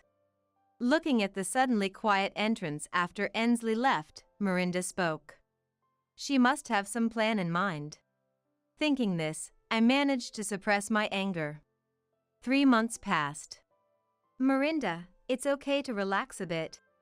Saying that, the national newspaper reporter eased the slightly tense expression on Miranda's face. Dressed in new clothes bought for this day, Miranda smiled with confidence. That's the spirit. You're doing great. Praised by the handsome reporter, Miranda's cheeks flushed slightly. 3 months ago, I couldn't have imagined Miranda being interviewed by a national newspaper. The interview took place in a small cafe in the neighborhood, which we had reserved. The owner, who I've known for a long time, whispered to me, "Hasn't Miranda become quite beautiful?" Indeed, the last time the owner saw Miranda was before her 4th surgery. As Miranda's mother, always watching her closely, it was hard for me to notice. But acquaintances who saw her without a mask after a long time were often surprised. Miranda's treatment had progressed so much that her facial structure from her mouth to her nose was indistinguishable from other children's. Of course, some surgery scars remained, but they were hardly noticeable unless pointed out. Let's take one last photo. Smile. Prompted by the reporter, Miranda smiled broadly without her mask. 3 months ago, on the night Ensley left, Miranda declared to me, "I've decided on my summer project theme. I want everyone to know about me. I'll do what Aunt suggested." She didn't seem bothered by Ensley's words. In fact, she seemed more radiant than before. "Is that okay with you, Miranda?" I asked. Laughing a little, Miranda said, "Mom, you're always overprotective. I'm not the crybaby I used to be. This is something I've decided to do myself." Seeing my daughter so full of confidence, I felt reassured. "All right, then I won't stop you. Go ahead as you think is best, Miranda." "Okay, got it." From that day, Miranda began to confront her condition of cleft lip and palate again. Shortly after starting elementary school, she had been teased by classmates about the shape of her nose and mouth. Suffering in silence because she couldn't tell her parents. She compiled the numerous surgeries she underwent and the teasing into a booklet, including photos from those times. There's one photo that is particularly meaningful to me.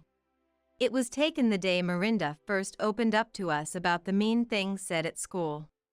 Although she protested, "No, don't take a picture," I took it anyway. "Why did you take a photo?"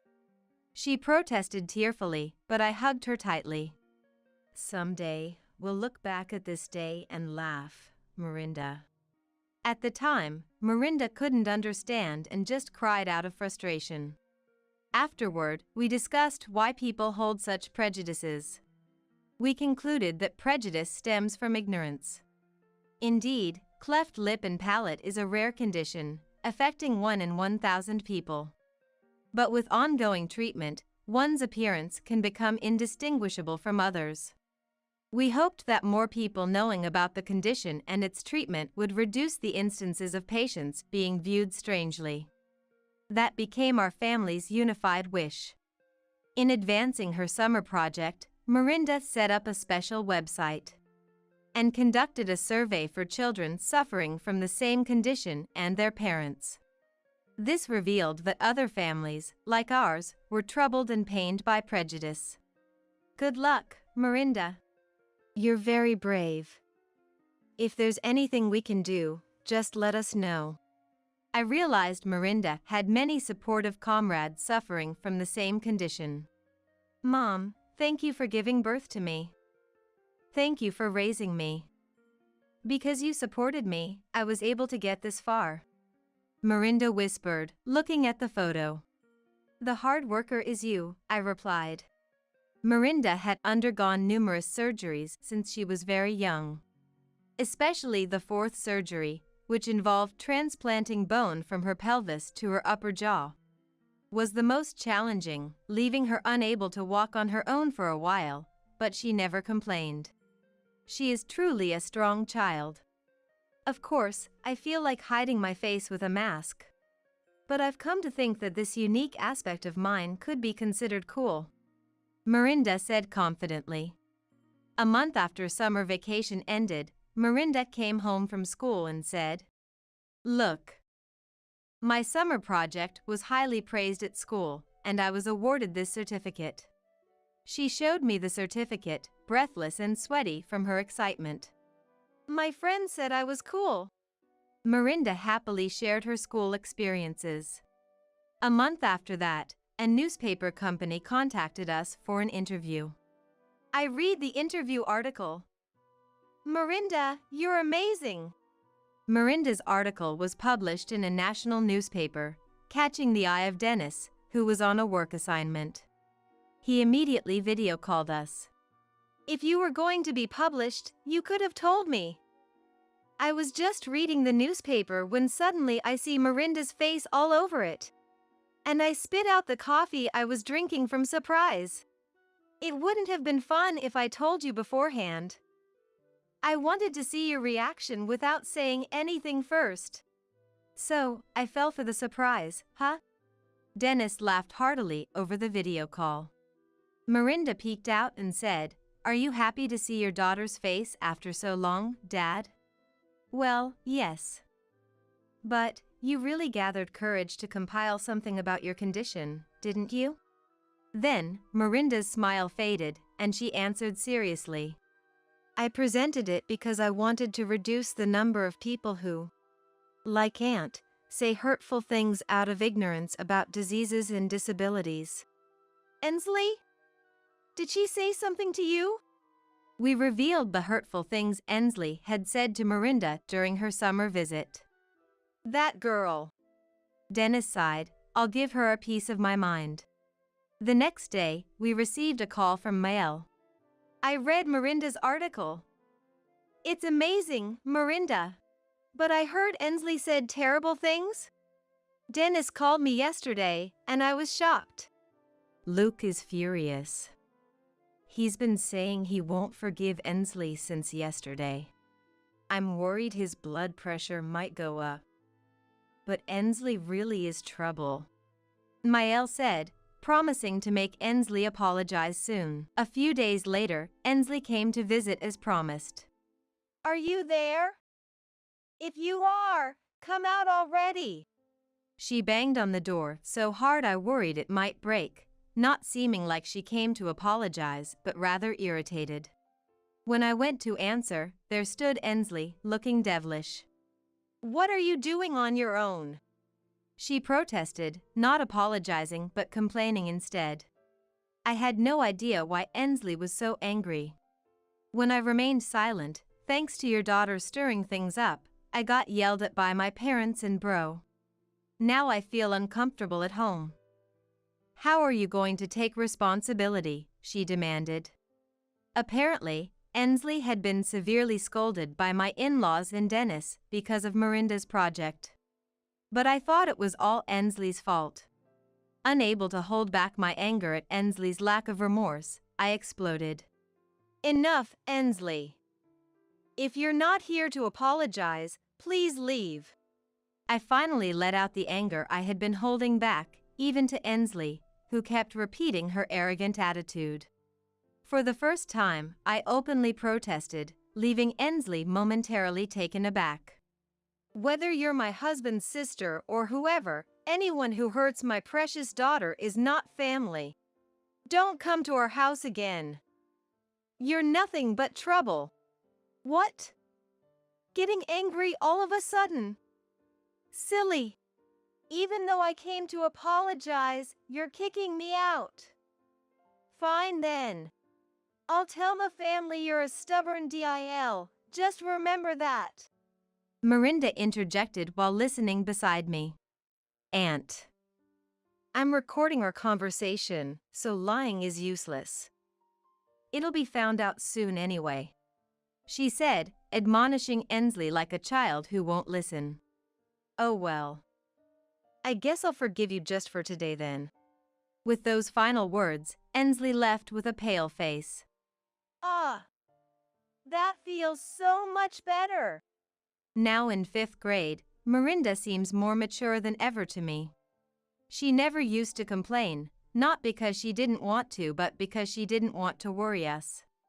But now, it's different. Miranda isn't holding back tears anymore. She doesn't even feel the need to cry because she's become so strong and resilient. Looking at Miranda's serene profile, I couldn't help but feel a bit reflective. Maybe I've been too worried about her. With the sole intention of not letting her feel lonely, I quit my job to always be there for her. But it seems Miranda is fine now. Without me realizing, she has grown up and surrounded herself with many strong allies. Lately, she's been bringing school friends home more frequently.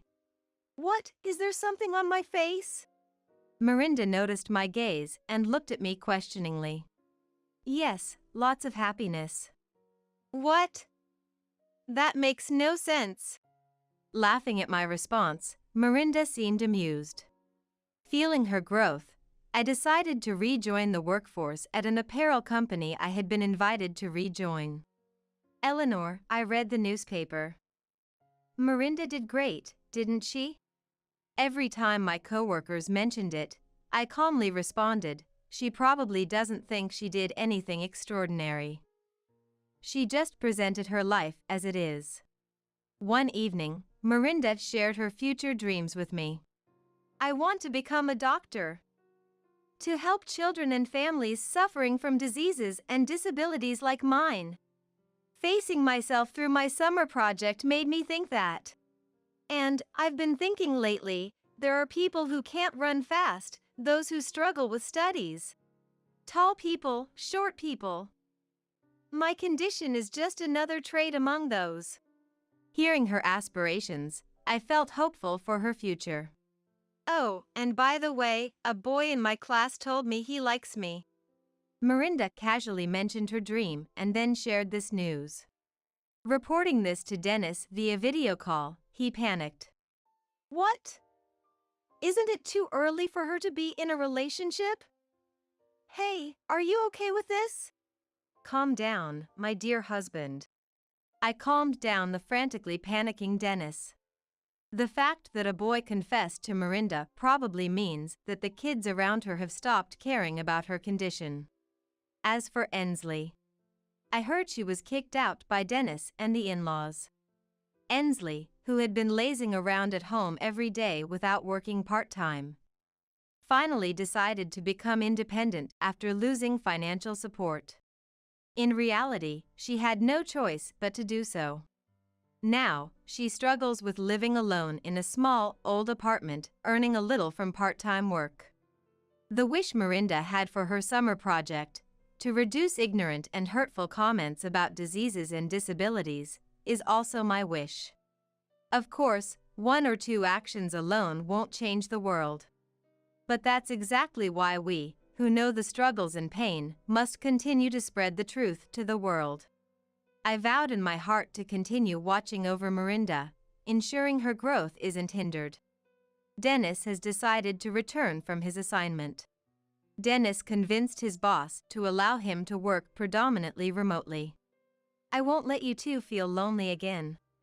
he said. But then, you came back because you're worried Miranda might get a boyfriend, aren't you? That's not the case, Dennis awkwardly responded.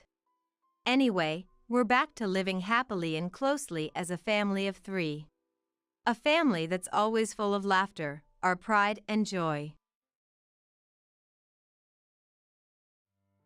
My name is Alice. I've been married for 8 years and have a 6-year-old daughter, Laura, and a 4-year-old son, Eddie. My husband Sam was a colleague at the same company. When I was assigned to the same team, I was supposed to support him, but being new to the job, I often ended up receiving his support instead. I was drawn to his work ethic and kindness. We had a successful project, and a party was thrown to celebrate. He was the main contributor to the success, and naturally, the star of the party. Amidst everyone's praises, he took my hand and said, "I really appreciate Alice's support. This success is partly thanks to her." I responded, "I haven't done anything significant. Thank you though." But I was thrilled that he recognized my efforts. As the party ended and everyone was leaving, he and I ended up being alone together because we were heading in the same direction. It's odd to say this here, but I'd like to date you. I have feelings for you.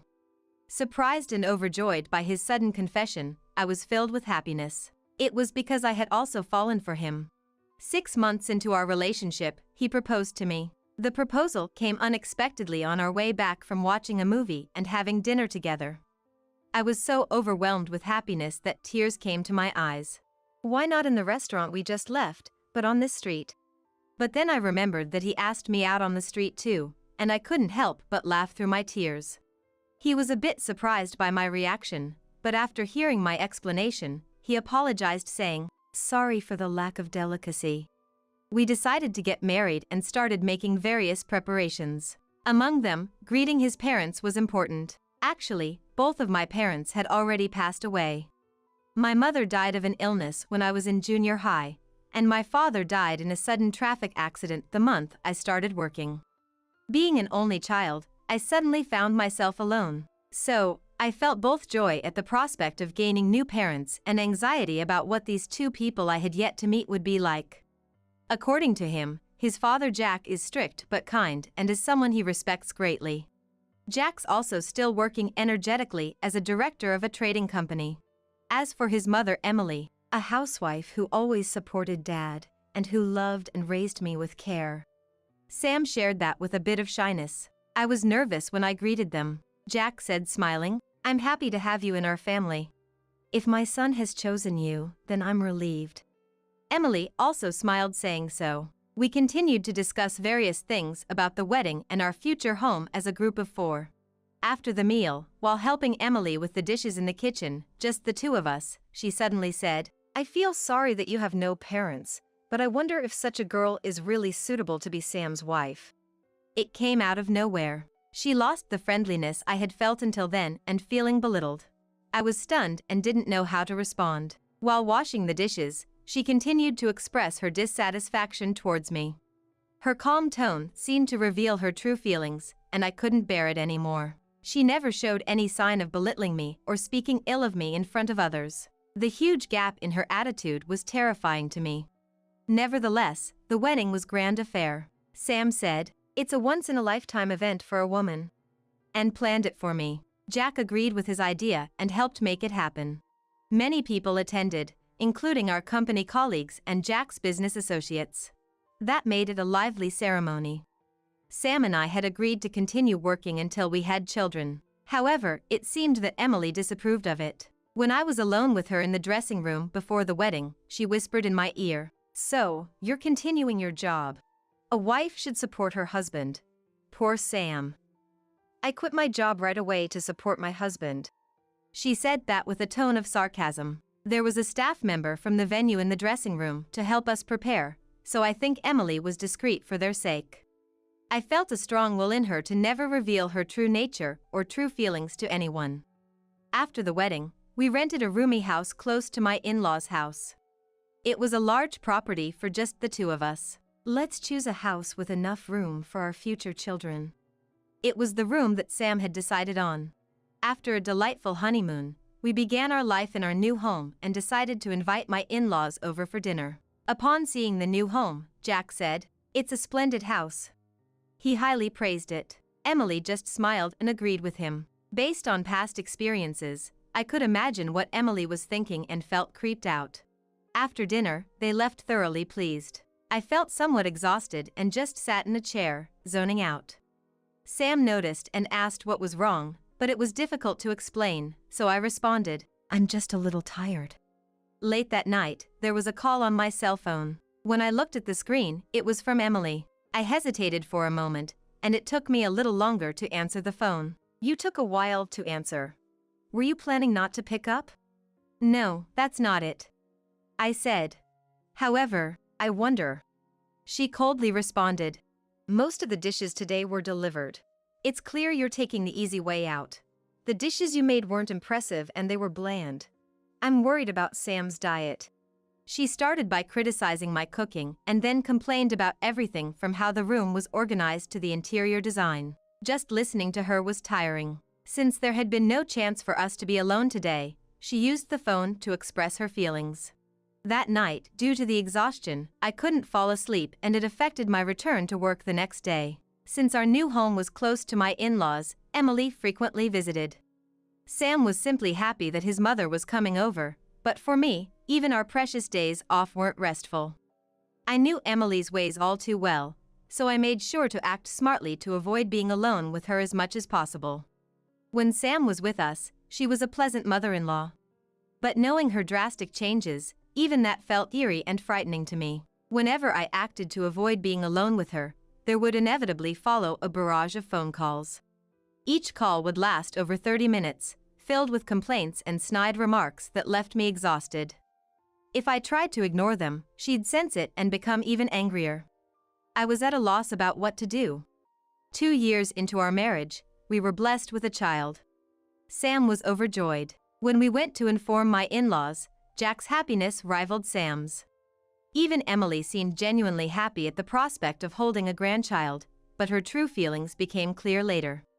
I always made sure not to be alone with Emily, but this time Jack and Sam were pulled away for work-related calls, leaving us alone. As expected, she said.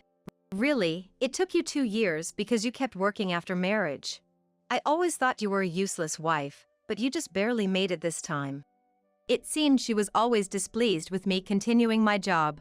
Emily, now that we've been blessed with a child, and as I've discussed with Sam, I'll be quitting my job soon to focus on parenting and the household. I explained her, but her complaints continued. The return of Jack and Sam from their calls thankfully ended the conversation. About 5 months later, I resigned from my job. On my last day, the bouquet I received from my colleagues was the most delightful thing. 3 months after that, I safely gave birth to a baby girl. It was an easy birth for my first child, and I was able to leave the hospital early to start our new life as a family of 3. We soon invited my in-laws over to introduce them to our daughter, Laura. Jack looked at his granddaughter with joy. When he offered his little finger, Laura gripped it tightly, a natural reflex for babies, but he was delighted. I remembered Sam doing the same thing a couple of days ago, skipping around happily. I thought Emily would surely be satisfied holding her adorable grandchild, but I was naive. That night, I received another call from her. It's fine that you have a grandchild, but why a girl? The first one should have been a boy. She blamed me for not giving birth to a male heir, despite Sam being happy with our child regardless of gender. I don't want to be criticized for something like that. Feeling like our child's worth was being denied, I finally stood up to her. She was angry at my rare resistance and became even more sarcastic. It felt like my child was being ridiculed, and I couldn't take it anymore, so I finally told Sam about it. I had never really spoken to him about Emily before, and he seemed quite surprised. He also said, "I can't stand the way Mom talks down to Laura." And he apologized to me. "I'm sorry for all the trouble you've been through." He promised that from now on, we would keep some distance from Emily. After that, our interactions with her decreased, and so did the harassment from her. Perhaps because I felt more secure in parenting and my life with Sam, we were blessed with another child when Laura turned 2. Then, our son was born. Sam's joy at that time was even greater than before. "Did you prefer having a boy?" I asked. "That doesn't matter. I'm just so happy that Laura has a little brother." He smiled. We reported the birth of our son Eddie to my in-laws and showed them his face. Jack was overjoyed just like Sam and congratulated us on having 2 children. As for Emily, it was the same as when Laura was born. On the phone, she said, "You finally gave birth to a boy. At least you've been somewhat useful now. But I wonder if someone like you can properly raise an important heir." The daughter doesn't seem to be raised well either. Even at a young age, Laura seemed to sense the negative aura emanating from Emily. She was very fond of Jack, but she didn't get close to her much. That seemed to be a source of dissatisfaction for Emily. Ironically, the root cause was her own behavior, yet she seemed oblivious to this fact. Unable to bear her criticizing my children, I told Sam about it. When I played a recording of my conversation with Emily as evidence, he sighed and shook his head. We decided once again to keep our distance from her. Peaceful days returned to me. Time passed, and Laura turned 6, while Eddie became 4 years old. One time, Jack had to go on a long business trip overseas. The company was focusing on expanding its business and increasing dealings with foreign partners, and he was going as the person in charge of the initiative. A week after Jack left, Emily suddenly visited our house. Moreover, she brought a lot of baggage with her. When I asked what was going on, she said, "Jack is away now and I was bored, so I decided to come and stay. I'll be in your care. Besides, it looks like you might be getting busier, right? I'll help out around the house for a bit." Actually, just the other day, "Can you help me with my work?"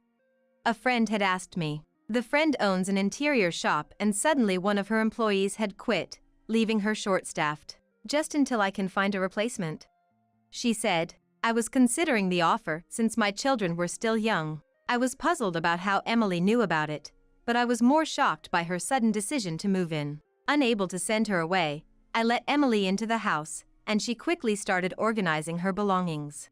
That evening, when Sam came home, I told him about it. He was also surprised by Emily's sudden arrival. She knew about the work request because Sam had told her. He had accidentally mentioned it while contacting her for a different matter. The thought of living with her was dizzying to me. I asked Sam, "Can you talk to Emily and get her to go home?"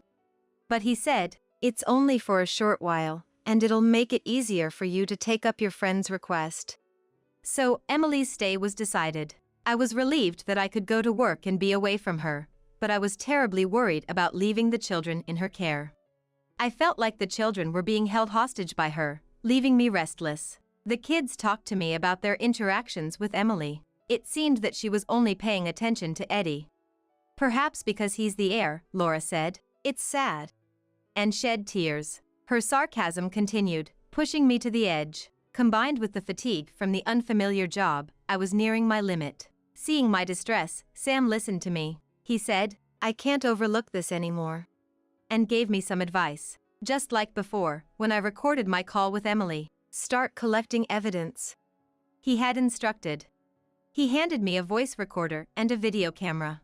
The next day, I began recording all of Emily's sarcasms. I set up the video in the living room and carried the voice recorder during conversations with her. Although her attacks continued, the thought of standing up to her gave me mental strength. As the evidence accumulated, I was strangely surprised by how much could be gathered in such a short period. Finally, she demanded that I divorce Sam and leave the house. The nerve of a parasite dictating terms in my family's home brought me to my breaking point. I discussed with Sam and decided to take action. "Get out!" When Emily said, "Understood, then it's goodbye." Hearing that, thinking she had one. Finally, even someone as stupid as you understands. "But what a terrible wife, leaving your children behind." She laughed and said, "No, it's you who will be leaving. That's why I said goodbye." Hearing it, "What are you talking about?" Ignoring her anger, I pulled out my cell phone and made a call. Once the person on the other end answered, I handed the phone to her. Her face visibly paled as she took the call. The person on the line was Jack, who was overseas. "What are you doing, leaving our home unattended like this? Isn't it a wife's duty to protect her home? You've been harassing Alice? What is the meaning of this?" Unable to respond to his words, Emily filled with anger. She began to sweat profusely, and her eyes turned vacant. I had asked Sam to gather substantial evidence, which we then sent to Jack overseas. In today's age, whether someone is overseas or anywhere else, data can be sent with just a click. I've seen the terrible things you've done. I won't hear any excuses. Among the evidence was a video of Emily taking money from my wallet. I had been worried about my money disappearing mysteriously, but I never thought it was her. Jack told her, "Go back home immediately and reflect on your actions. "Moreover, I'll be returning home temporarily and we'll have a talk then." Saying so, he ended the call. After hanging up, Emily quickly packed her things in a daze and fled back to her own home. Later, when Jack returned temporarily, he lectured her and even considered divorce, completely breaking her down. After the incident, she never interfered with me again. Laura and Eddie said, "Mommy would never leave us. Grandma doesn't understand anything." "That's right. I would never abandon my precious family. Sam stood by me. I am resolved to cherish this family always." Thus, a peaceful life came to our family of 4.